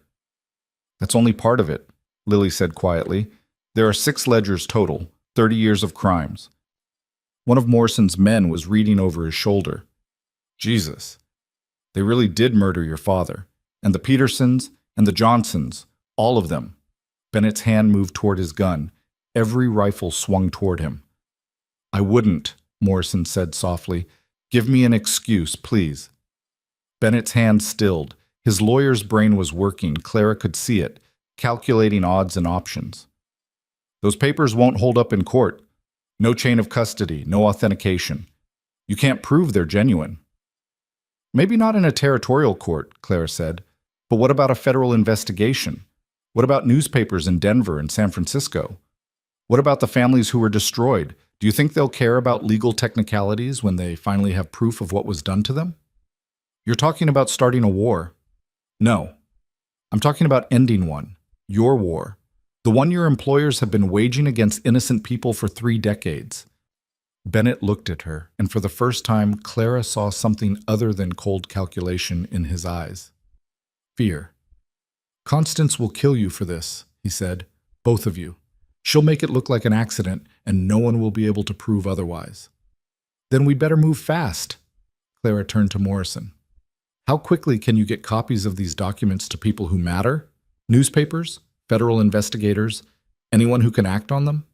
Morrison was still reading, his hands shaking with rage or grief, or both. I know a territorial marshal in Helena. He's honest, or as honest as they come. And there's a newspaper editor in Butte who's been trying to investigate railroad corruption for years. If we can get him these documents, then do it. Tonight, make as many copies as you can and spread them everywhere. Make sure so many people have this information that the Hales can't kill all of them. What about you? Morrison asked. And the girl? You can't go back to that house. We have to, Lily said. If we run now, Mother will know something's wrong. She'll destroy the original ledgers, pay off everyone she needs to, and by the time any investigation starts, there won't be evidence left to find. Clara nodded. We need to get back before we're missed. Act normal. Give you time to distribute the copies. That's insane, one of Morrison's men said. You're walking back into a death trap. Maybe, but it's the only way this works. Claire looked at Bennett. What about him? Tie him up, Morrison said. Lock him in the church basement. By the time anyone finds him, we'll have distributed enough copies that it won't matter what he tells Constance. 2 of the men grabbed Bennett. He didn't resist, but his eyes never left Claire's face. You've just killed yourself, he said quietly. Both of you. Constance won't let this stand. We'll see. They secured Bennett in the church basement, Morrison promising to guard him personally. Then Clara and Lily ran back toward the house, Clara's arm throbbing, both of them filthy and exhausted. The house was still dark when they arrived. No lights, no signs that anyone had noticed their absence. They slipped in through the front door, locked it behind them, and crept up the stairs. At the top, they paused. Lily hugged Clara suddenly, fiercely. Thank you, she whispered, for not running, for fighting. Thank me when we survive this. They parted, each heading to their own room. Clara washed the blood from her arm. The bullet had only grazed her, but it still hurt like hell, and changed into a clean nightgown. She hid her torn, bloody clothes in the back of the wardrobe. Then she lay in bed, staring at the ceiling, waiting for dawn. Sleep was impossible. Every sound made her jump. Every creak of the house felt like Constance's footsteps coming to exact revenge. But the hours passed, and no one came. When Mrs. Baker knocked on her door at 6, Clara almost screamed. "Wedding day, Miss Whitlock," the housekeeper called through the door. "Time to get ready." Clara's laugh was slightly hysterical. She was getting married today, to a man she barely knew, into a family she was actively trying to destroy, in a house where people got murdered for asking too many questions. It was possibly the stupidest thing she'd ever done. She dressed in the silk gown, let Mrs. Baker arrange her hair, pinned on the veil that made her look like something from a fairy tale. A dark fairy tale, maybe, where the princess married the dragon's son and burned down the castle from the inside. Downstairs, the house had been transformed. Flowers everywhere, white ribbons, candles. A small crowd of guests had gathered, business associates, town dignitaries, people Constance wanted to impress. The minister stood by the fireplace, looking uncomfortable. Constance appeared in a black dress that made her look like she was attending a funeral rather than a wedding. Maybe she was, Clara thought. The funeral of her family's secrets. "Where's Bennett?" Constance asked, her eyes sharp. "He was supposed to be here an hour ago to witness the contract signing." "I haven't seen him since yesterday," Ethan said. "Perhaps he was delayed in town." "Bennett is never delayed." Constance's gaze swept the room, landing on Clara. "You look pale, Miss Whitlock. Cold feet?" "Just nerves," Clara said. "How understandable. After all, you're marrying into quite a prominent family. The responsibility must be overwhelming." There was something in Constance's voice, a warning, a threat, a reminder of exactly what Clara was getting into. But Clara just smiled. "I'm sure I'll manage." The ceremony began. Clara stood next to Ethan, barely hearing the minister's words. She was watching the door, waiting for Morrison's men to burst in, or for Constance to suddenly announce she knew everything, or for Bennett to appear with a gun. But none of that happened. The ceremony proceeded normally. Clara said her vows. Ethan said his.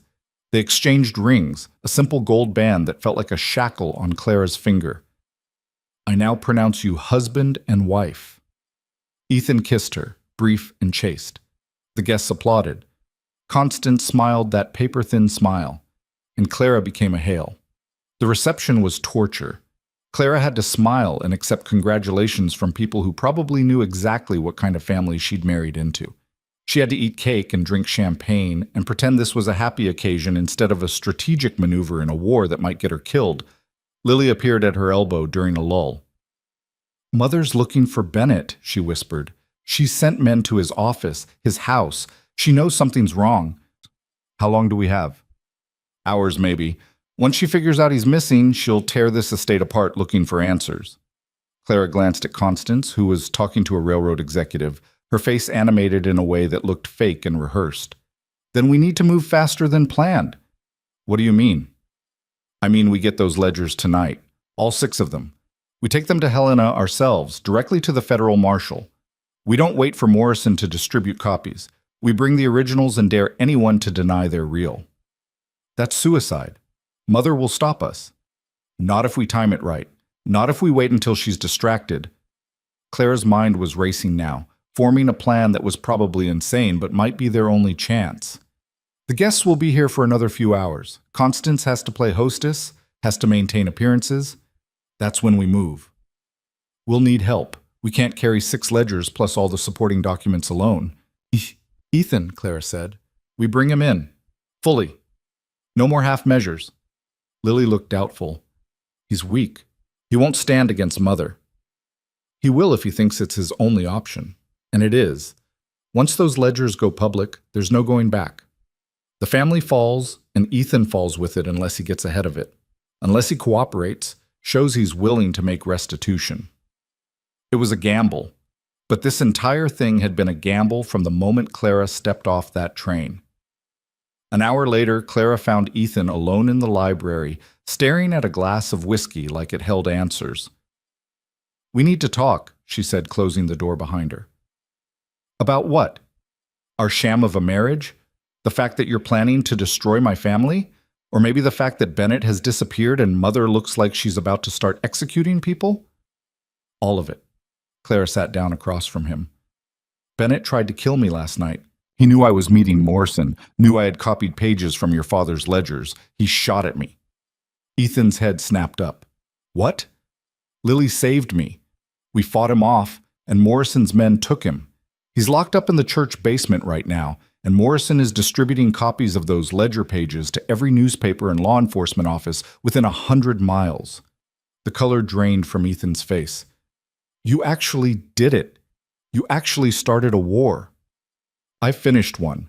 Your father started it 30 years ago when he decided that building a fortune was worth destroying lives. I'm just making sure the truth comes out. The truth will destroy everything. The estate, the family name, our livelihood. Good. It should be destroyed. It's built on bones, Ethan. Your father murdered 17 people. 17.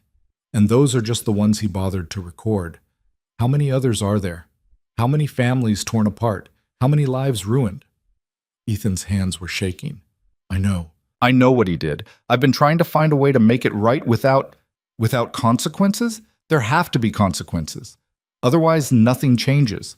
Your mother goes on living in luxury, the families your father destroyed get nothing, and in 20 years, someone else does the same thing because they saw that the Hales got away with it. So what do you want from me? Help us get the ledgers out. Tonight. All 6 of them, plus any supporting documents.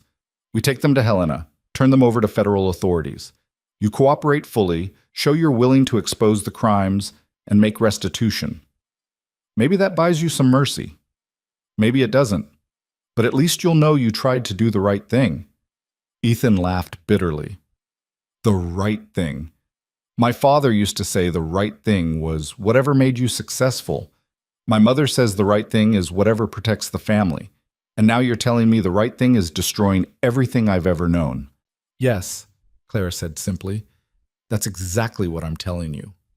He stood and walked to the window, looking out at the estate. The manicured gardens, the distant cattle, all the visible proof of his father's success.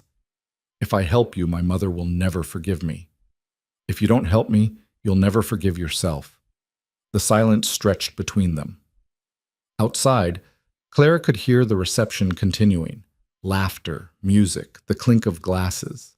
All those people celebrating a wedding, oblivious to the fact that the family they were toasting was about to implode. Finally, Ethan turned back to her. All right, I'll help you. But we do this my way. We don't just steal the ledgers, we document everything. We make a complete inventory of what's in them, create an index that makes it impossible for the authorities to ignore or misinterpret. We do this right. How long will that take? A few hours. We start tonight, work through the night if we have to. By morning, we'll have everything we need. A commotion erupted from somewhere in the house. Raised voices, shouting. Clara and Ethan exchanged glances and ran toward the noise. They found Constance in the entrance hall, surrounded by her men. She was holding a telegram, her face white with fury. What's happened? Ethan asked. Constance looked at him, and Clara saw something she'd never seen before in the older woman's eyes. Genuine fear. The Helena Gazette just published an article, Constance said, her voice shaking, about land fraud and railroad corruption. They're naming your father specifically. They're claiming to have documentation of murders, theft, systematic destruction of homesteaders. She looked at Clara. You. This is your doing. I don't know what you're talking about. Don't lie to me. Constance's control shattered. You've been in those locked rooms. You've been copying the ledgers. You've been meeting with Morrison and his people. I should have killed you the moment you arrived. Should have done to you what I did to Sarah Brennan. The room went silent. Every guest, every servant, everyone heard Constance's confession. Mother, Ethan whispered, what are you saying? I'm saying I had her killed. Is that what you want to hear? Sarah Brennan found the ledgers, just like this one did. She threatened to expose us, so I had Pike deal with her, just like I had him deal with everyone else who threatened this family. A woman in the crowd gasped. Someone else started backing toward the door. You killed her, Ethan said, his voice hollow. You really killed her. I protected this family, protected you. Everything I've done has been to preserve what your father built, to ensure the Hale name would endure. Constance's eyes were wild now, desperate. And I won't let some Boston gutter trash destroy it all. She pulled a Derringer from her dress. Small gun, meant for close range. She pointed it directly at Clara's heart. Mother, no. Ethan moved, but he was too far away. The gun fired. Clara felt the impact like being punched in the chest. She stumbled backward, waiting for pain, waiting to feel her life pour out of her. But there was no pain, no blood. She looked down. The bullet had hit the wedding dress, right over her heart, but the fabric was intact. The bullet had lodged in the whalebone corset stays underneath, the ones Mrs. Baker had laced so tight Clara could barely breathe. The corset had saved her life. Constance stood frozen, the derringer smoking in her hand. She'd just tried to murder someone in front of a room full of witnesses. There was no talking her way out of this, no legal maneuvering that could save her. Morrison appeared in the doorway, followed by a man Clara didn't recognize, older, wearing a badge. "Mrs. Constance Hale," the man said, his voice carrying authority. "I'm Marshal Davis from Helena. You're under arrest for conspiracy to commit murder, fraud, and approximately 43 counts of theft. Men, secure her." Two deputies moved forward. Constance didn't resist. She just stood there, the gun falling from her hand, her face empty. "This isn't over," she said quietly. "You think you've won, but you don't understand. The people I worked with, the people who benefited from what we did, they're powerful, they're connected. They'll make this go away. They'll bury you instead of me." "Maybe," Clara said, pressing her hand to her chest where the bullet had struck. "Or maybe they'll realize the best way to save themselves is to throw you to the wolves. Either way, you're done." The deputies led Constance away. The guests fled, scandalized and horrified, already composing the gossip they'd spread. The house that had been full of laughter and celebration was suddenly empty except for Clara, Ethan, Lily, Morrison, and the marshal. "Miss Whitlock," the marshal said, "or should I say Mrs. Hale, I'm going to need to take your statement, and I'll need access to those ledgers I've been hearing about." "Of course." Clara's legs finally gave out. She sat down hard on the stairs, her whole body shaking. "They're upstairs. Locked office, third door on the left. Lily has a key." The marshal nodded to one of his men. Lily led them upstairs, her face pale but determined. Ethan sat down next to Clara. They didn't speak, just sat there in their wedding clothes, in the wreckage of what should have been a celebration. "I'm sorry," Ethan said finally. "For all of it. For lying to you, for dragging you into this, for everything my family has done." "I know. I'll cooperate with the investigation. I'll help them understand the documents, identify everyone who was involved. I'll make sure the families your father hurt get whatever restitution is possible." "I know you will. And the marriage. If you want an annulment, I'll understand. You didn't sign up for this, any of this." Clara thought about that, thought about the life she'd left behind in Boston, the life she'd expected here, and the life she'd somehow ended up with instead. "Ask me again in a month, when we see how much of this we survive." Morrison approached, holding out his hand. "Mrs. Hale, I owe you an apology. When you first arrived, I thought you were just another pawn in their game. I was wrong." Clara shook his hand. "You were right to be suspicious. I was a pawn, but I decided to become something else instead." "What's that?" "A witness. Someone who saw the truth and refused to look away."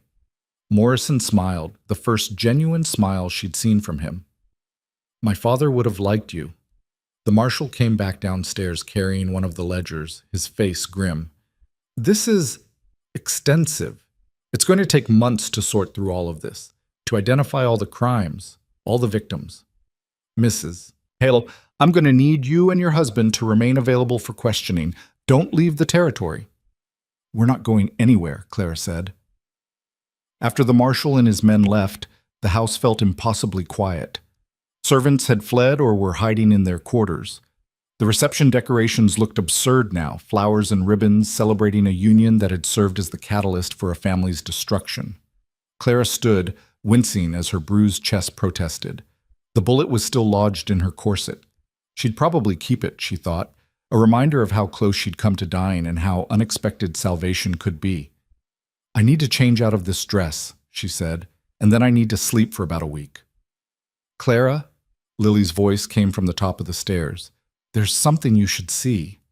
Clara climbed the stairs, Ethan following. Lily led them to the locked office, where the marshal's men had removed all 6 ledgers and most of the supporting documents. But Lily was pointing to a small box on the floor, half hidden behind a filing cabinet. The marshal's men didn't see it. but I think you should open it." Clara knelt and opened the box.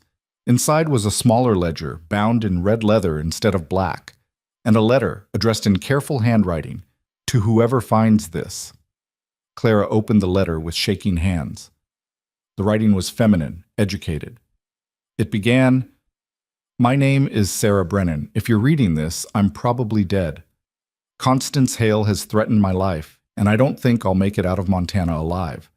But I wanted someone to know the truth. I wanted my death to mean something." The letter went on to detail everything Sarah had discovered, everything she'd tried to do. She'd been an investigator, working undercover, sent by a railroad reform commission to look into corruption in Montana Territory. She'd answered Ethan's advertisement as a cover, thinking it would give her access to the Hale family. She'd found more than she'd bargained for. The red ledger contained Sarah's notes, dates, observations, conclusions. It was everything the black ledgers documented, but with Sarah's moral outrage evident on every page. She'd been building a case, planning to expose the Hales and the corrupt railroad executives they worked with. She'd waited too long. At the bottom of the box was a small ring, Sarah's wedding ring, the one she'd been wearing when she died. Clara held it in her palm, feeling the weight of it. This girl, this brave, doomed girl, had tried to do exactly what Clara was doing, had fought the same fight, asked the same questions. But Sarah had fought alone. Clara looked at Ethan, at Lily, at the empty house that had consumed so many lives. "We're going to find her body," she said. "We're going to give her a proper burial, with a headstone that tells the truth about who she was and what she tried to do." "How?" Ethan asked. "If my mother had her killed, Pike probably buried her somewhere remote. Then we'll make Pike tell us where. The marshal can offer him a deal, cooperation in exchange for a reduced sentence. Sarah deserves to be found. Her family deserves to know what happened to her." Lily was crying silently. Clara pulled her close, and they stood there in the office that had held so many terrible secrets, holding each other while the sun set outside and the house settled into darkness. Tomorrow, the real work would begin. The investigations, the trials, the long process of dismantling a corrupt empire and trying to make restitution to the families it had destroyed. Tomorrow, Clara would have to face questions and scrutiny and probably threats from people who wanted to keep the truth buried. But tonight, in this moment, Clara allowed herself to feel something like victory. Not complete, not perfect. Victory never was, but real nonetheless. She'd come to Montana expecting hardship and found horror instead. But she'd also found purpose and allies and the strength to stand up to people who thought they were untouchable. She'd married a man she barely knew and become part of a family she was determined to destroy. And somehow, impossibly, she'd survived. The question was, what came next? Clara looked at the ring in her hand, Sarah's ring, a dead girl's legacy, and made a silent promise. She would see this through. She would make sure every crime was exposed, every victim remembered, every guilty person held accountable. It would take months, probably years. The people implicated in the Hale family's crimes wouldn't go down without a fight. There would be legal battles, intimidation attempts, maybe even violence. But Clara had survived this long by being stubborn and refusing to quit even when quitting made sense. She wasn't about to start now. The telegram arrived 3 days after Constance's arrest, delivered by a nervous courier who wouldn't meet Clara's eyes. She signed for it at the door, her hand still bandaged from where she'd cut it, helping Lily pack up the locked office. The marshal had taken the ledgers, but there were thousands of supporting documents, contracts, letters, receipts that needed cataloging. Clara opened the telegram standing in the entrance hall, alone except for the portrait of Old Man Hale glaring down at her with those dead eyes. Stop. Northern Pacific Railroad demands immediate cessation of investigation. Stop. Claims insufficient evidence. Stop. Federal prosecutor receiving pressure from Washington. Stop, Davis. Clara read it twice, her stomach sinking. It had been 3 days. 3 days, and already the people her father-in-law had worked with were circling, trying to kill the investigation before it could expose them. Bad news? Ethan appeared from the dining room, looking like he hadn't slept. He probably hadn't. None of them had. Clara handed him the telegram. His face went gray as he read. "They're going to bury it," he said. "All of it. The railroad has too much power, too many connections. They'll claim the ledgers are forgeries, that Mother acted alone, that Father's crimes were exaggerated. Not if we don't let them.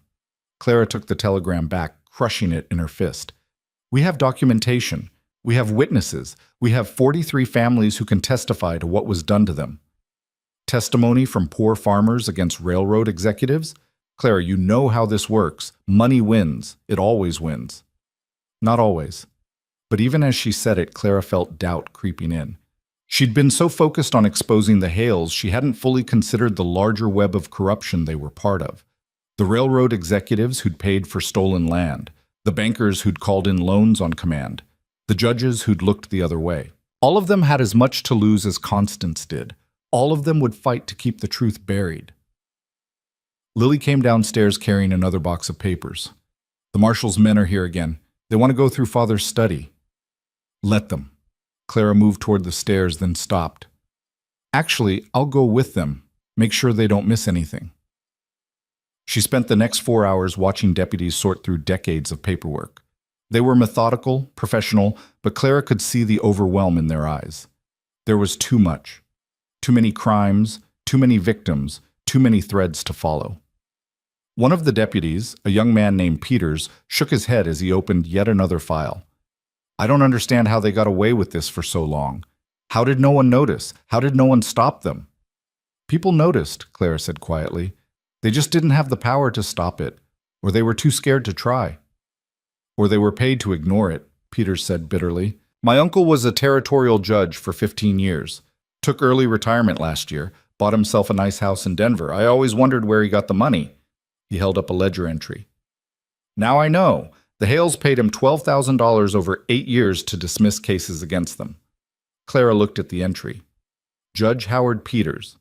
Payments listed by date, each one corresponding to a case that had been thrown out of court.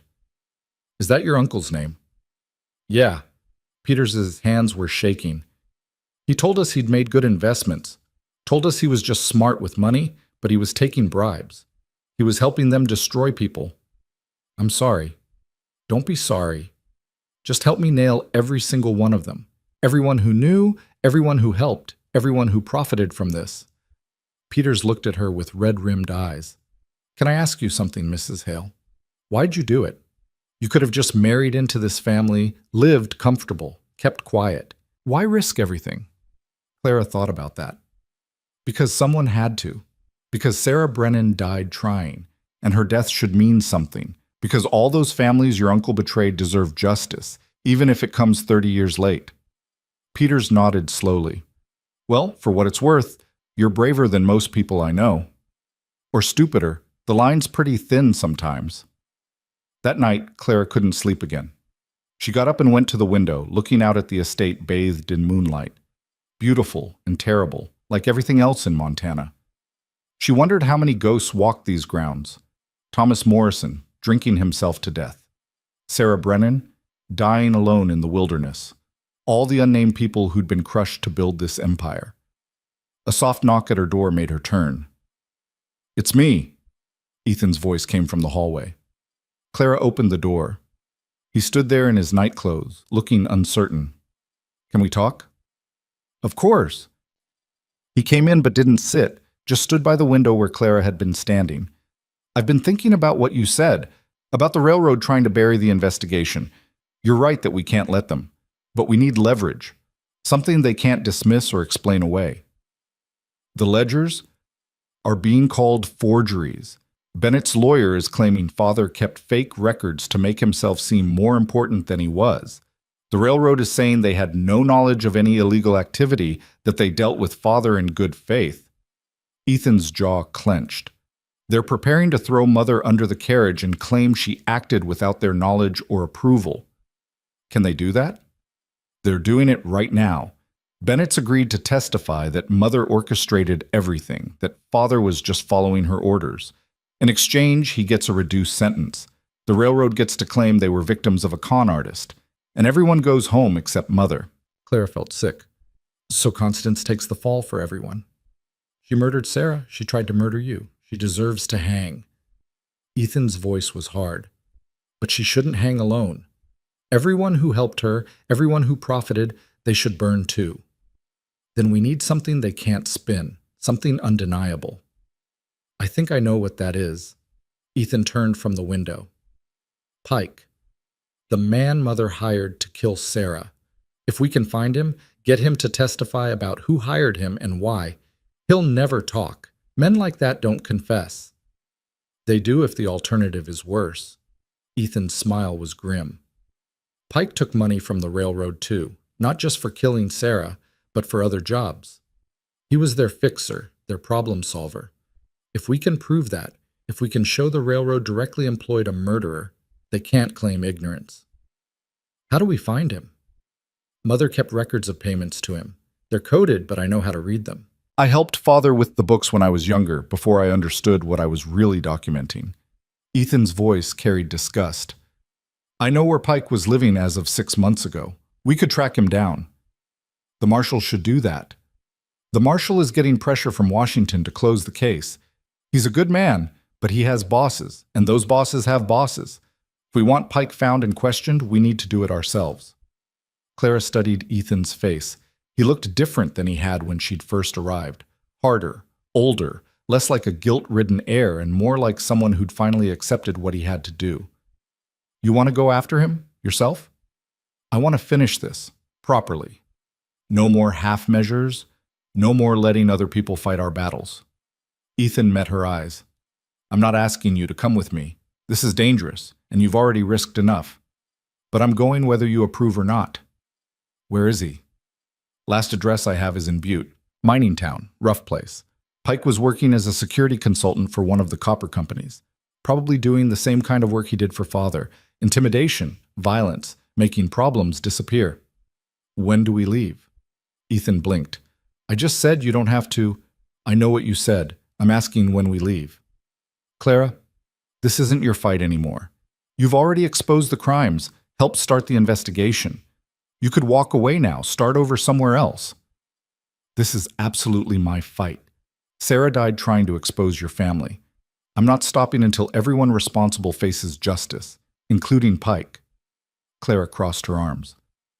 Besides, you'll need backup, someone to watch your back while you're confronting a professional killer. You're not trained for this kind of, I survived your mother trying to shoot me. I think I can handle one hired thug. Clara's voice softened slightly. Ethan, we're in this together. For better or worse, remember? Those vows we took might have been part of a scheme, but I meant them. Partners until this is finished. He looked at her for a long moment, something like gratitude in his eyes. We leave tomorrow at dawn. Tell Lily to stay here, cooperate with the marshal. We'll be back in 3 days with Pike or proof he's dead. And if the railroad sends people after us, then we'd better be faster and smarter than they are. They left before sunrise, taking 2 horses and supplies for a week. Clara had never ridden much, but she learned fast, driven by necessity and stubbornness. The ride to Butte took a day and a half through country that was beautiful and brutal in equal measure. They didn't talk much. Ethan was lost in his thoughts, probably wrestling with the fact that he was hunting down a man his own mother had employed. Clara spent the time thinking about what they'd do when they found Pike, assuming they found him at all. Butte was everything Ethan had promised, rough, dirty, desperate. The mining operations ran day and night, filling the air with smoke and noise. Men moved through the streets with the kind of hard faces that came from doing hard work in hard conditions. Prostitutes called from doorways. Drunks fought in alleys. It was, Clara thought, not unlike the worst parts of Boston. Same desperation, different scenery. They found a boarding house that didn't ask questions and paid for a week in advance. Then they started looking for Pike. The first 2 days were frustrating. No one admitted to knowing anyone by that name. The mining company Pike supposedly worked for claimed they had no record of him. Every lead turned into a dead end. On the 3rd day, Clara tried a different approach. She went to the worst saloon in town, the kind of place where men went to forget or to find trouble. She ordered whiskey she didn't drink and listened to conversations around her. It took an hour, but finally she heard it. 2 men arguing in the corner, one of them saying, "You want someone to handle it? You talk to Pike. He's expensive, but he gets results." Clara waited until the men separated, then followed the one who'd mentioned Pike's name. He led her through a maze of alleys to a building that might have once been a warehouse but was now clearly something else. Armed men stood outside. Women's laughter came from inside, along with cigar smoke and the clink of poker chips. A gambling house. Maybe a brothel. Definitely somewhere illegal. Clara waited until the man went inside, then returned to the boarding house where Ethan was going through newspapers, looking for any mention of the Hale investigation.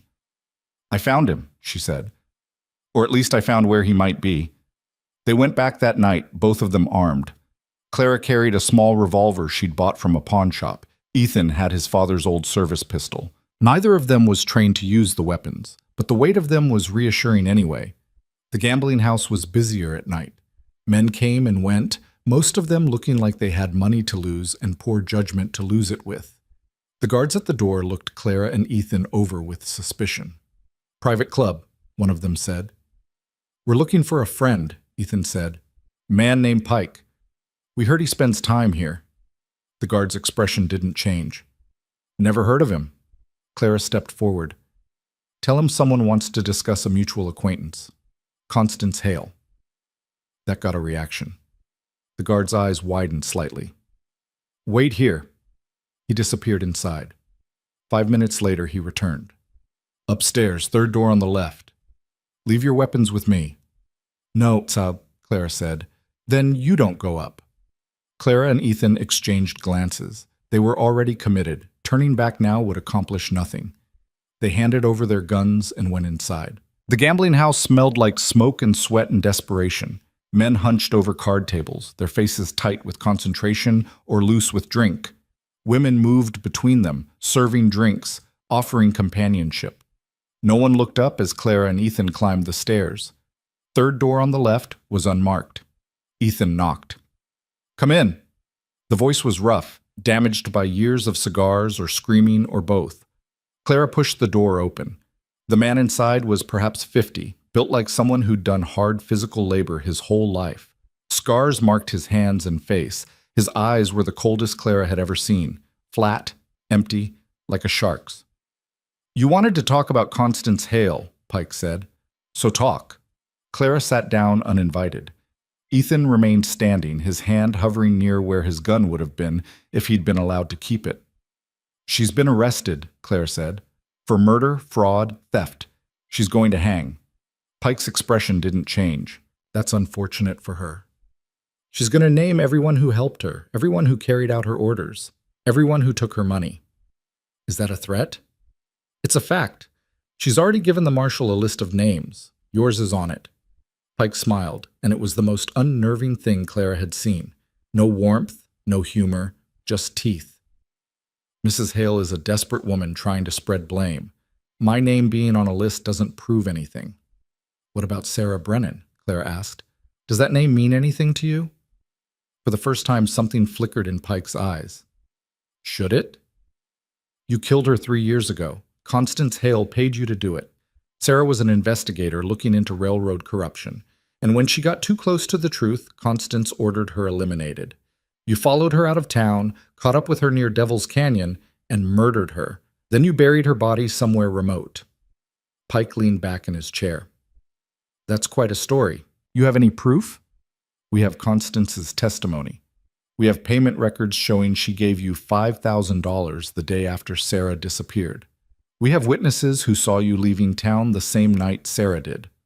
Clara was bluffing on the witnesses, but Pike didn't need to know that. "And we have Sarah's journal, where she wrote about being followed by a man matching your description." That last part was true. Sarah's red ledger had included descriptions of the intimidation she'd faced, including a tall, scarred man who'd shown up at the Hale estate several times in the weeks before her death. Pike studied Clara's face, probably trying to determine how much she actually knew versus how much she was guessing. "Even if any of that were true, why would I talk to you? You're not law enforcement." "No, but I can offer you something the marshal can't," Clara said. "A deal. Tell us who else hired you. Give us names of railroad executives, bank presidents, anyone who paid you to do their dirty work. Testify against them in court. In exchange, we make sure the prosecutors know you cooperated. Maybe you get prison instead of a noose." Or maybe I tell you to go to hell and keep my mouth shut. They can't convict me without a body, and they'll never find Sarah Brennan. I made sure of that. Clara's hands clenched under the table, but she kept her voice steady. They'll convict you on Constance's testimony alone.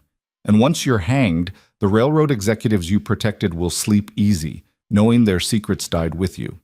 Is that really how you want this to end? Taking the fall for rich men who'll forget your name before your body's cold? Pike was quiet for a long moment. Then he stood and walked to the window, looking down at the street below. You don't understand how this works. The people you're talking about, they're not just rich. They're powerful. Connected all the way to Washington. They'll kill you before they let you expose them. They've already started, haven't they? Pressure on the investigation, newspapers backing off the story, federal prosecutors getting cold feet. That's why we need your testimony, to prove direct connection between the railroad and criminal activity. My testimony gets me killed. In prison, in a courtroom, doesn't matter where. They'll reach me.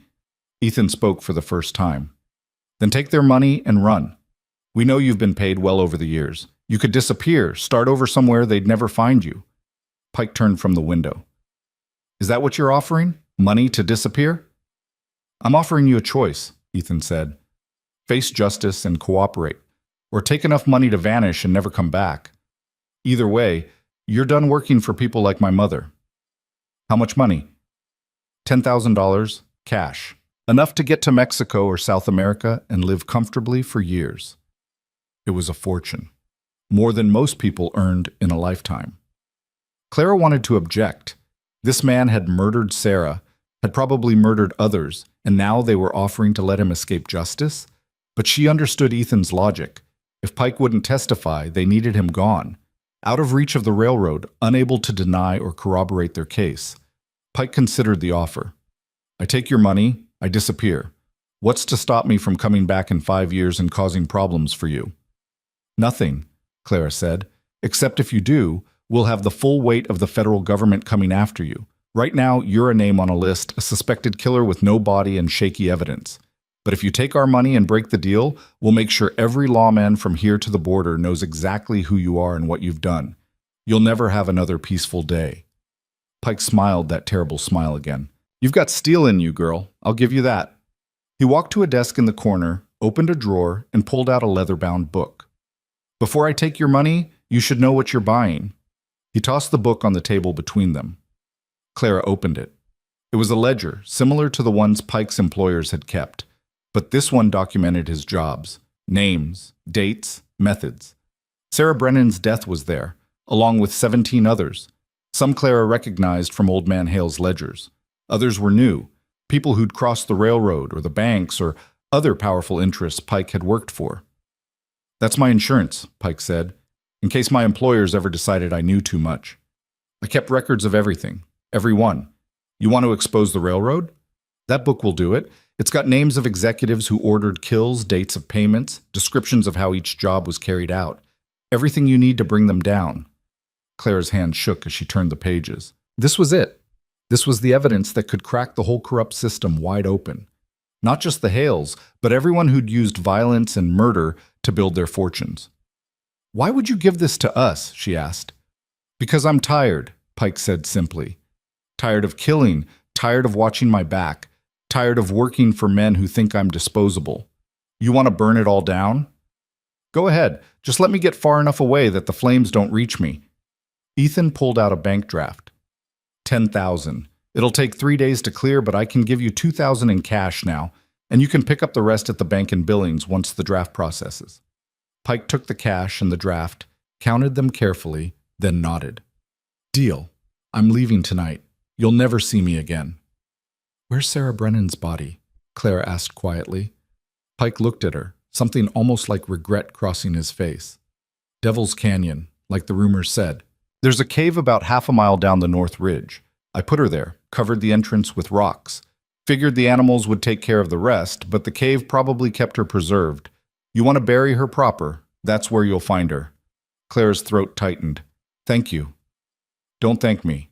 I killed her. Doesn't matter that I was paid to do it. I still did it. I've done a lot of things I'm not proud of. Pike picked up his ledger. But maybe this helps balance the scales a little. Maybe it doesn't. Either way, I'm done. He left through a back door, taking his ledger and their money with him. Clara and Ethan sat in the empty room, both of them trying to process what had just happened. "We let a murderer go free," Clara said. "We bought evidence that could expose an entire corrupt network," Ethan countered. "Pike would never have testified. He'd have been killed before trial, or he'd have disappeared on his own. This way, we get what we need, and he gets gone." "It doesn't feel right. It's not right. None of this is right, but it's the best we could manage." Ethan stood. "Let's get his ledger to Marshal Davis before the railroad figures out what we've done." They left Butte that night, riding hard, carrying Pike's ledger wrapped in oilcloth like it was made of glass.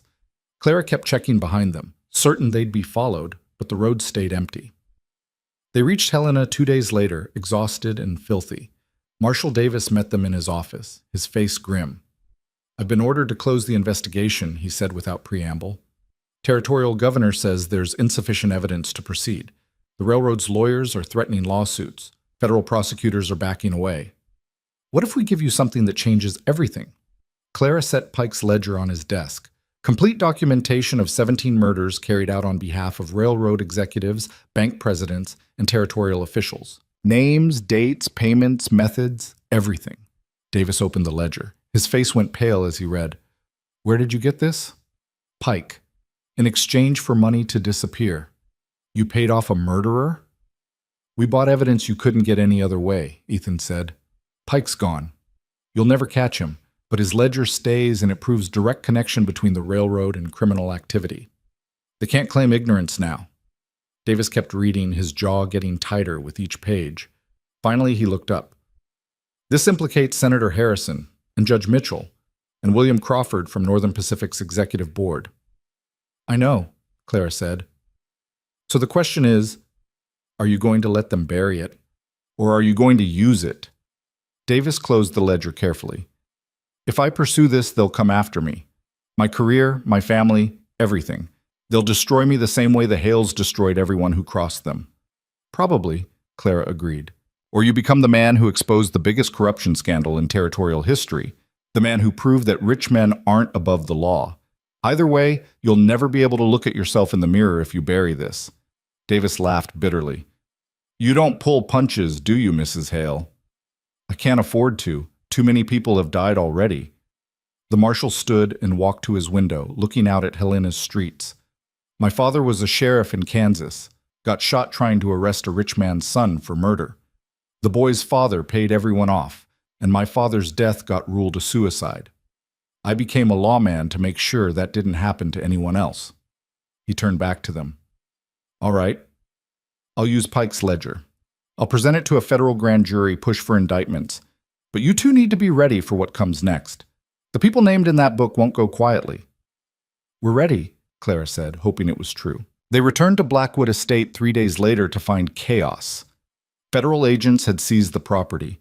Every room was being searched, every document cataloged. Lily met them at the door, her face pale. "They came yesterday," she said the estate is evidence in a criminal conspiracy. They're taking everything, the furniture, the artwork, the horses. They've frozen all the accounts. We have nothing, Clara, nothing." Clara looked at the house she had only lived in for 2 weeks, the mansion built on blood and lies. She felt nothing.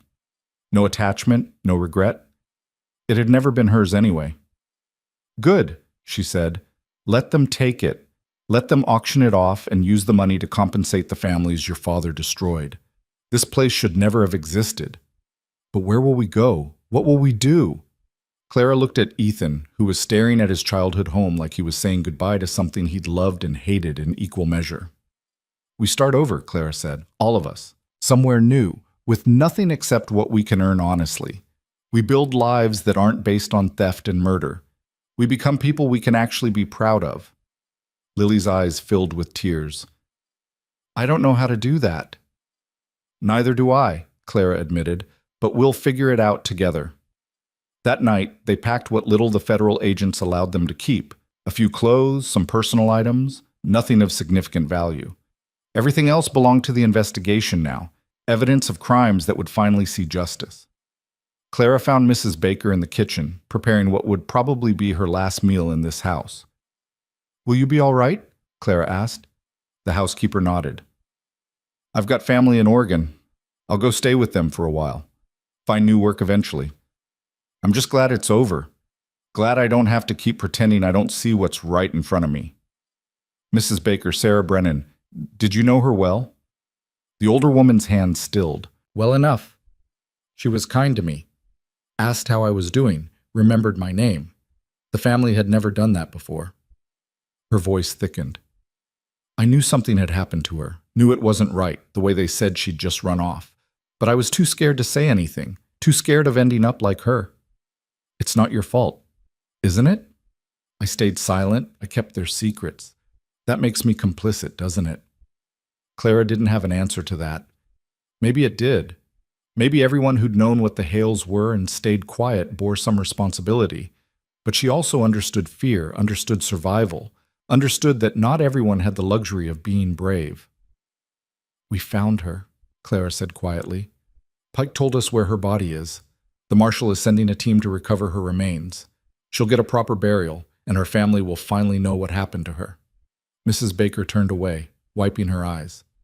"That's something, at least. That's more than I thought she'd ever get." Clara left her to her grief and went to find Ethan. He was in his father's study, the real one, not the locked office, staring at the empty shelves where the ledgers had been. "They're all going to prison," he said without turning around. "Mother, Bennett, the railroad executives Pike named, the judges and sheriffs who took bribes. All of them. The trials will take years, but they'll all go down." "That's what we wanted, isn't it? Justice? Is it justice, or is it just revenge with legal paperwork?" Ethan finally looked at her. "I keep thinking about all the people my family hurt. 43 families destroyed, 17 people murdered, dozens more intimidated or driven away. How do you make up for that? How do you balance those scales?" "You don't," Clara said. "You can't. The damage is done. But you can make sure it stops. Make sure no one else gets hurt the same way. Make sure the people responsible face consequences. And then what?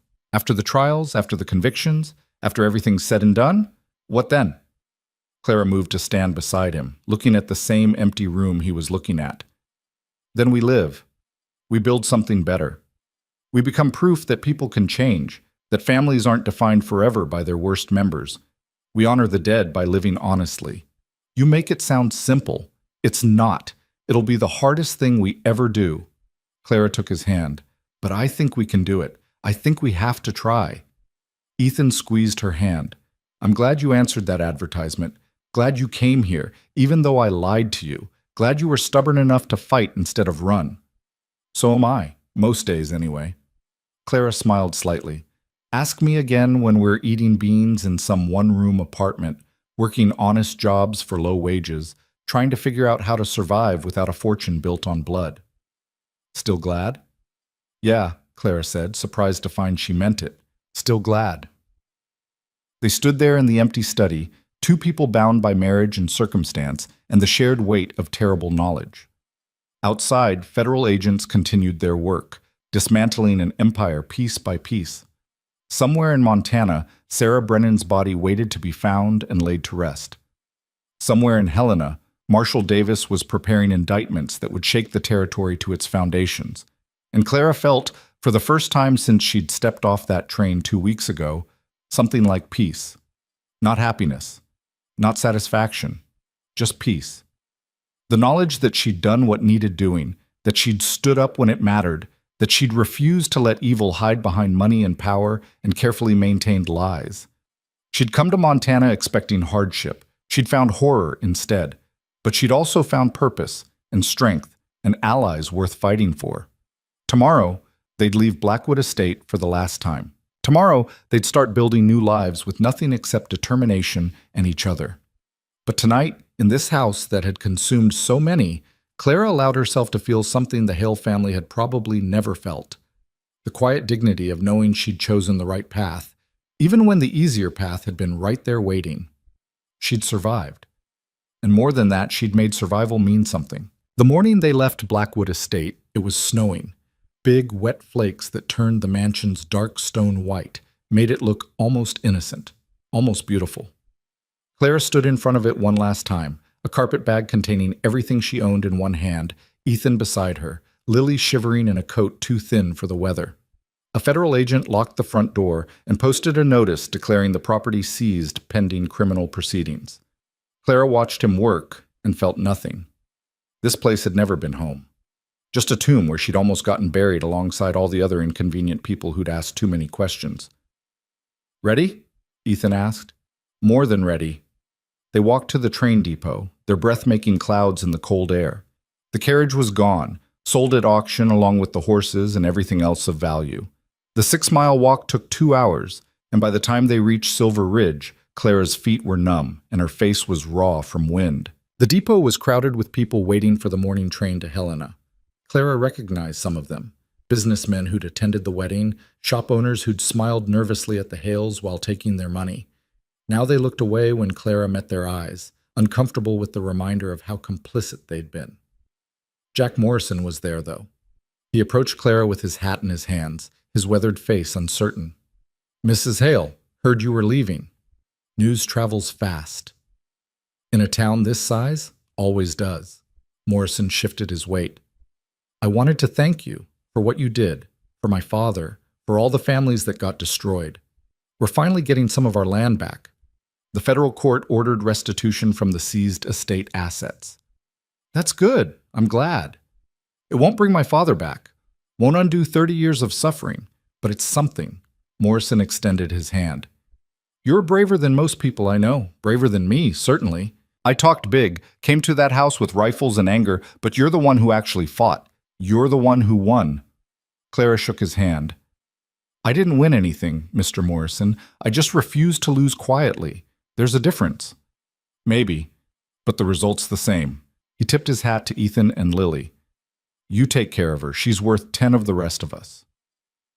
The train arrived in a cloud of steam and smoke. They found seats in a third-class car, squeezed between a family with crying children and a miner who smelled like he hadn't bathed in weeks. A far cry from the private carriage that had brought Clara to Montana, but she preferred it this way. Honest discomfort instead of luxury built on blood. Helena was 3 hours north. Clara spent the journey watching Montana pass by the window, vast, empty, beautiful in a way that made her chest hurt. She'd only been here 2 weeks, but it felt like years. She'd arrived as one person and was leaving as someone else entirely. "What will you do?" Lily asked quietly. "In Helena, I mean.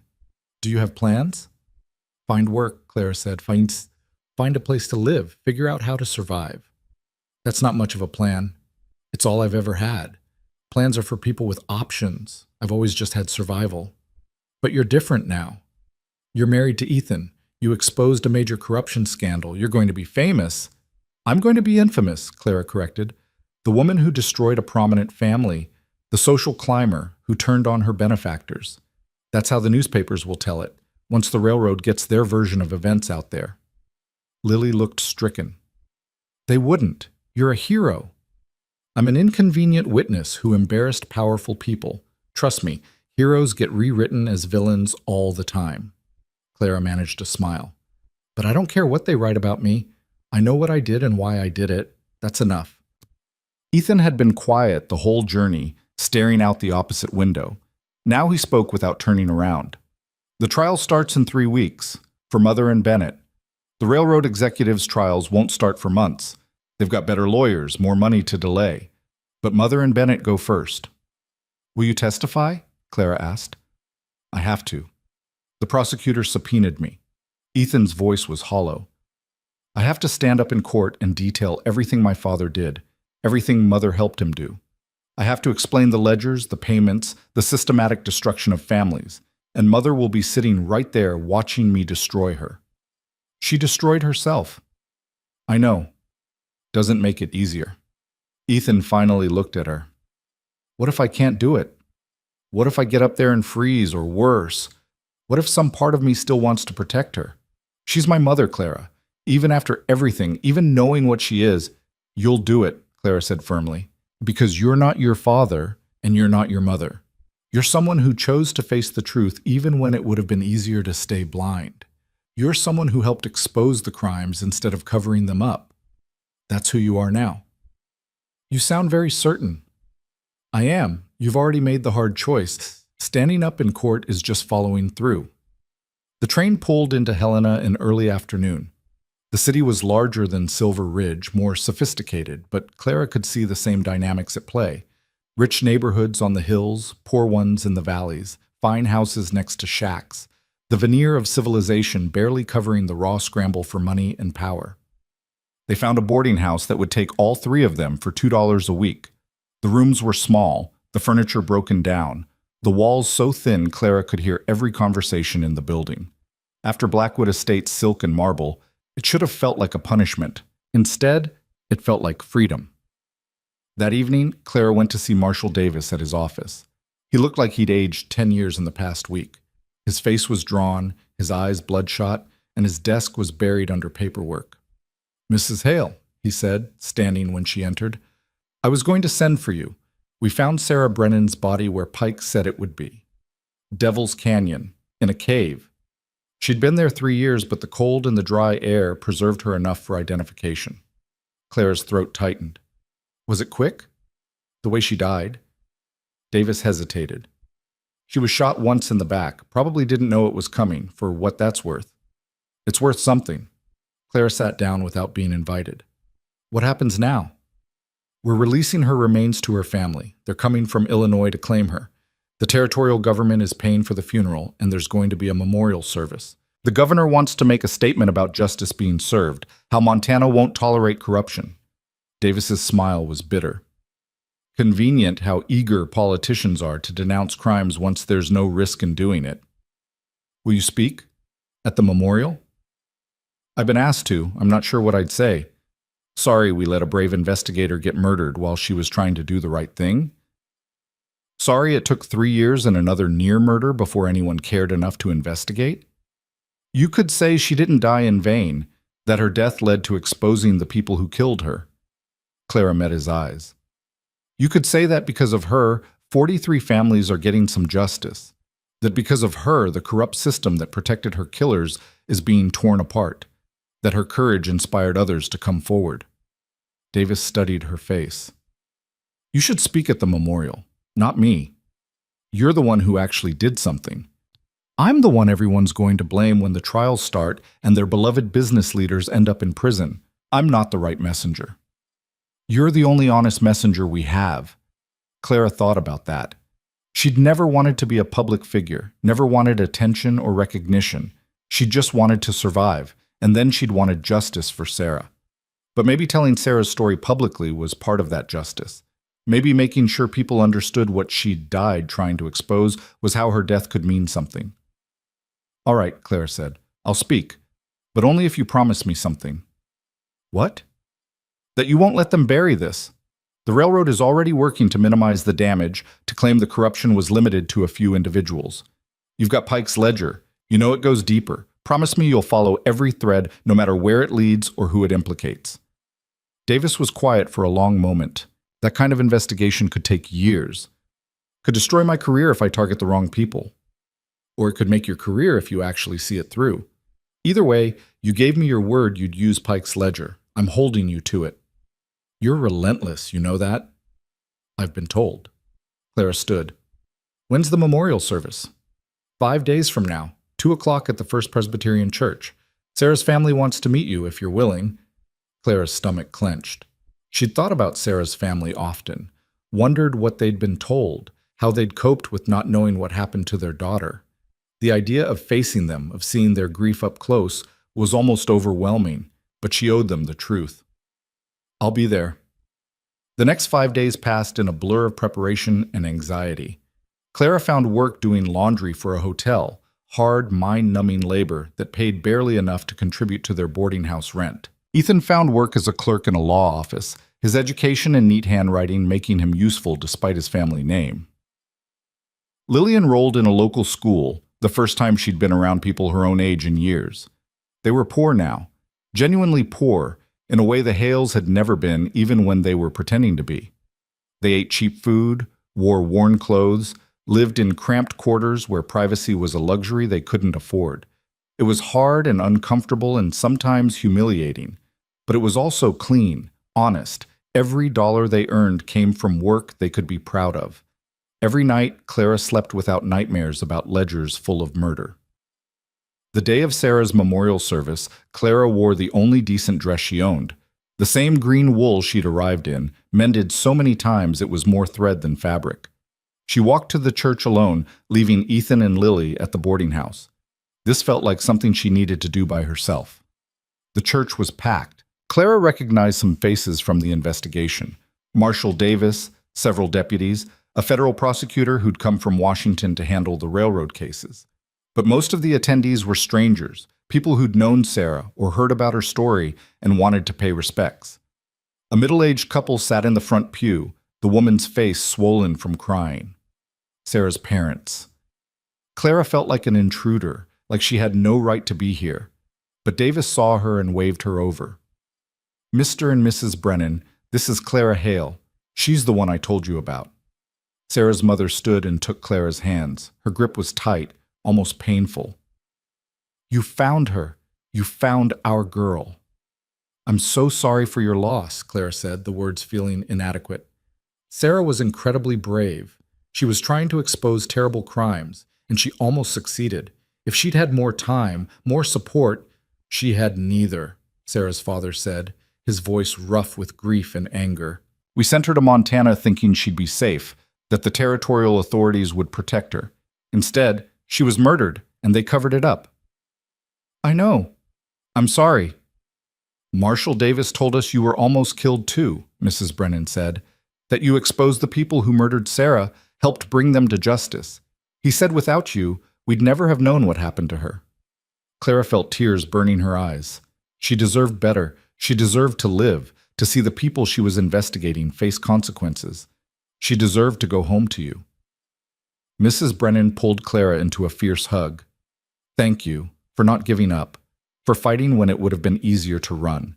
Thank you for making sure Sarah's death meant something." The service began. The minister spoke about Sarah's dedication to justice, her courage, her faith that good would ultimately triumph over evil. Other speakers told stories about Sarah as a daughter, a friend, a committed investigator who believed in making the world better. Then it was Clara's turn. She walked to the front of the church, her hands shaking, her throat tight. She'd never spoken in front of a crowd before, never imagined she'd be eulogizing someone she'd never met, but felt connected to in the deepest way. "I didn't know Sarah Brennan," Clara began, her voice barely steady. "I came to Montana 2 weeks ago, a desperate woman answering a marriage advertisement, expecting hardship and hoping for survival. What I found instead was a mystery, a woman who'd come before me, who'd asked too many questions and paid for it with her life." She told them about finding clues Sarah had left behind, about discovering the ledgers and understanding what Sarah had died trying to expose, about deciding to finish what Sarah had started, even knowing the risks. "Sarah could have run," Clara said. "When she realized the Hales were dangerous, when she knew her life was in danger, she could have left Montana and saved herself. But she stayed because she believed the truth mattered more than her safety. She believed the families who'd been destroyed deserved justice. She believed that powerful people shouldn't be able to commit crimes without consequences." Clara's voice grew stronger. "She was right, about all of it. And because she gathered evidence, because she documented what she found, because she left a trail for others to follow, 43 families are getting some measure of justice. The people who murdered her are going to prison. The corrupt system that protected them is being torn apart." She looked at Sarah's parents. "Your daughter was a hero, not because she died, but because she fought, because she refused to look away from evil, even when it would have been easier, because she believed in something bigger than herself. The world is better because Sarah Brennan lived and fought and cared, and I promise you, I'll spend the rest of my life making sure people remember what she did." When Clara finished, the church was silent, except for the sound of crying. She returned to her seat, her legs barely holding her whole body shaking with emotion. After the service, people approached Clara. Some thanked her. Others wanted to shake her hand to tell her she was brave. A few looked at her with suspicion or hostility, people who'd benefited from the system Sarah and Clara had exposed, who resented the disruption. A well-dressed man in his 50s stopped in front of her. "Mrs. Hale, I'm Thomas Whitmore. I work for the Department of Interior in Washington. Could we speak privately?" Clara followed him outside where snow was falling again, turning Helena white and quiet. "I've been following your case," Whitmore said. "The Hale investigation, Pike's Ledger, the evidence you've helped uncover. It's extraordinary work, the kind of work we need more people doing." "I'm not looking for praise, Mr. Whitmore. I'm not offering it. I'm offering a job." He handed her a card. "The Department of Interior has a new division investigating corruption in territorial governments, specifically related to railroad land grants and homestead fraud. We need investigators who can't be bought, who have experience exposing this kind of corruption. People like you." Clara stared at the card. "You want to hire me? As an investigator?" "Sarah Brennan was one of our best agents. Her death was a devastating loss, but you've proven you have the same qualities she had: intelligence, courage, determination. We could use someone like you."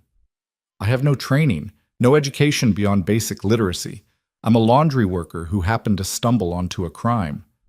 "You're a woman who systematically exposed a 30-year conspiracy, outwitted a family of murderers, and lived to testify about it. That's better training than any academy could provide." Whitmore's expression was serious. "I'm not going to pretend this job is safe.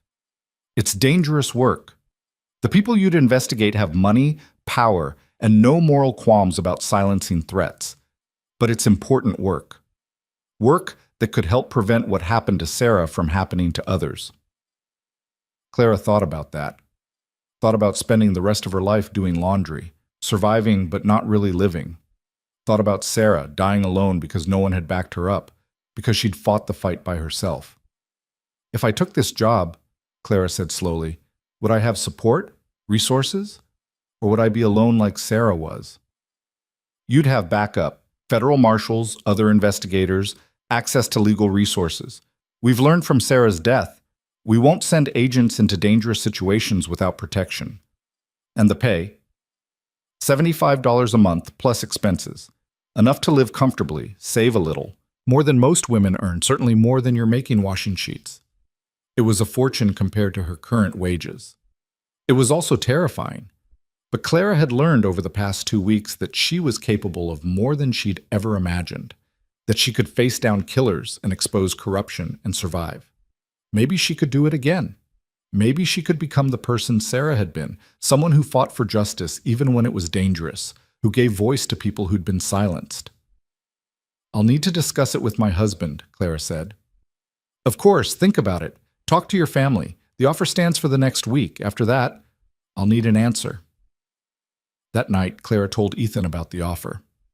They sat in their cramped room, the walls thin enough that they could hear their neighbors arguing, and discussed whether Clara should become a federal investigator. "It's dangerous," Ethan said. "You almost died twice already. Taking a job that deliberately puts you in harm's way." "I know. But Ethan, what's the alternative? Spend the rest of my life doing laundry, pretending the past 2 weeks didn't happen? I can't go back to just surviving, not after everything I've seen." "You could do other things. Open a business, go to school, anything that doesn't involve hunting down murderers." "I could, but I don't want to." Clara took his hand. "Sarah died doing this work. She died believing it mattered. I want to prove she was right. I want to make sure other families don't get destroyed the way yours destroyed so many. I want to be someone who fights instead of someone who just endures." Ethan was quiet for a long time. "What about us? Our marriage? I know it started as a scheme, but I thought maybe—" "We'll figure it out," Clara said gently. "Maybe we stay married. Maybe we don't. Maybe we become friends instead of spouses. I don't know what our future looks like, Ethan, but I know I need to do this. I need to try." "Then you should take the job." Ethan's smile was sad but genuine. "You're right. You can't go back to just surviving. You're meant for more than that. You always were." 3 days later, Clara met with Whitmore and accepted the position. Her first assignment would begin after the Hale trials concluded. She'd be investigating land fraud in Wyoming territory, working undercover to gather evidence against a powerful cattle rancher suspected of using violence to drive out homesteaders. It sounded terrifying. It sounded exactly like what had almost gotten her killed in Montana. It sounded perfect. The trials began in April, 5 months after Clara had first arrived in Montana. Constance Hale and Marcus Bennett were tried together, facing charges of conspiracy to commit murder, fraud, theft, and obstruction of justice. Clara testified for 3 days. She detailed everything: the locked office, the ledgers, the payments to Pike, Constance's confession at the wedding. The defense attorneys tried to discredit her, painting her as a social climber who turned on the family that took her in. But the evidence was overwhelming. The ledgers, Pike's testimony via deposition, the recovered body of Sarah Brennan, it all corroborated Clara's account. Ethan testified next. Clara watched from the gallery as he faced his mother across the courtroom and told the truth about his father's crimes, his mother's complicity, the systematic destruction of families. Constance sat perfectly still, her face a mask, but her eyes never left her son. When Ethan finished, Constance stood. "May I address the court?" The judge looked surprised but nodded. "You may." Constance turned to face the gallery, her posture perfect, her voice steady. "I've listened to these proceedings for weeks. I've heard myself called a murderer, a criminal, a monster, and I suppose by the law's standards that's accurate. I did order Sarah Brennan killed. I did help my husband destroy families. I did cover up crimes and intimidate witnesses and bribe officials." A murmur went through the courtroom. Her own lawyer looked horrified. "But I want you to understand something," Constance continued. "I did it all to protect my family, to ensure the Hale name would endure, to give my children a future. Every decision I made, every terrible thing I did, it was for them. I don't expect forgiveness. I don't even expect understanding. But I want you to know that I'm not sorry. Given the same circumstances, I'd make the same choices, because that's what mothers do. We protect our children, no matter the cost." She sat down. The courtroom erupted in noise, people shouting, the judge banging his gavel. Clara felt sick. Constance was trying to reframe herself as a devoted mother instead of a murderer, trying to turn her crimes into some kind of twisted maternal sacrifice. The jury deliberated for 6 hours. They came back with guilty verdicts on all charges. Constance Hale was sentenced to hang. Marcus Bennett got life in prison. The railroad executives' trials were still months away, but the precedent was set. Justice was coming, slow and imperfect, but real. The execution was scheduled for June. Clara didn't plan to attend, but Lily asked her to come. "I know she's terrible," Lily said. "I know she deserves this, but she's still my mother. I can't watch her die alone." So Clara went, standing with Lily in the small crowd that gathered to witness justice. Constance walked to the gallows with her head high, refusing a hood, staring at the horizon with those cold eyes until the very end. When it was over, Lily cried. Clara held her while she sobbed, this girl who'd lost her father to cancer and her mother to the consequences of her own evil, orphaned by choices she'd had no part in making. "What do I do now?" Lily asked through her tears. "Where do I go?" "You come with me," Clara said.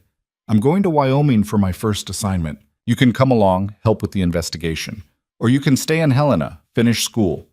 Either way, you're not alone. You have people who care about you." "I don't deserve people caring about me. I'm a Hale. My family destroyed so many lives.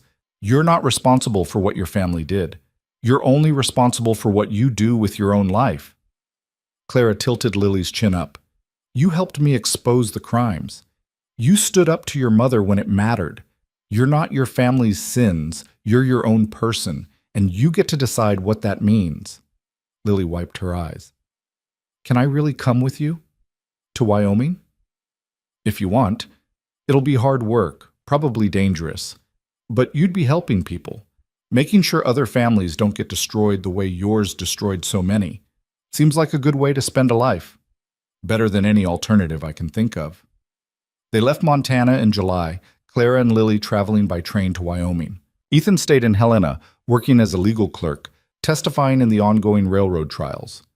They'd agreed to a separation, not quite a divorce, but an acknowledgement that their marriage had been born from deception and circumstance rather than genuine partnership.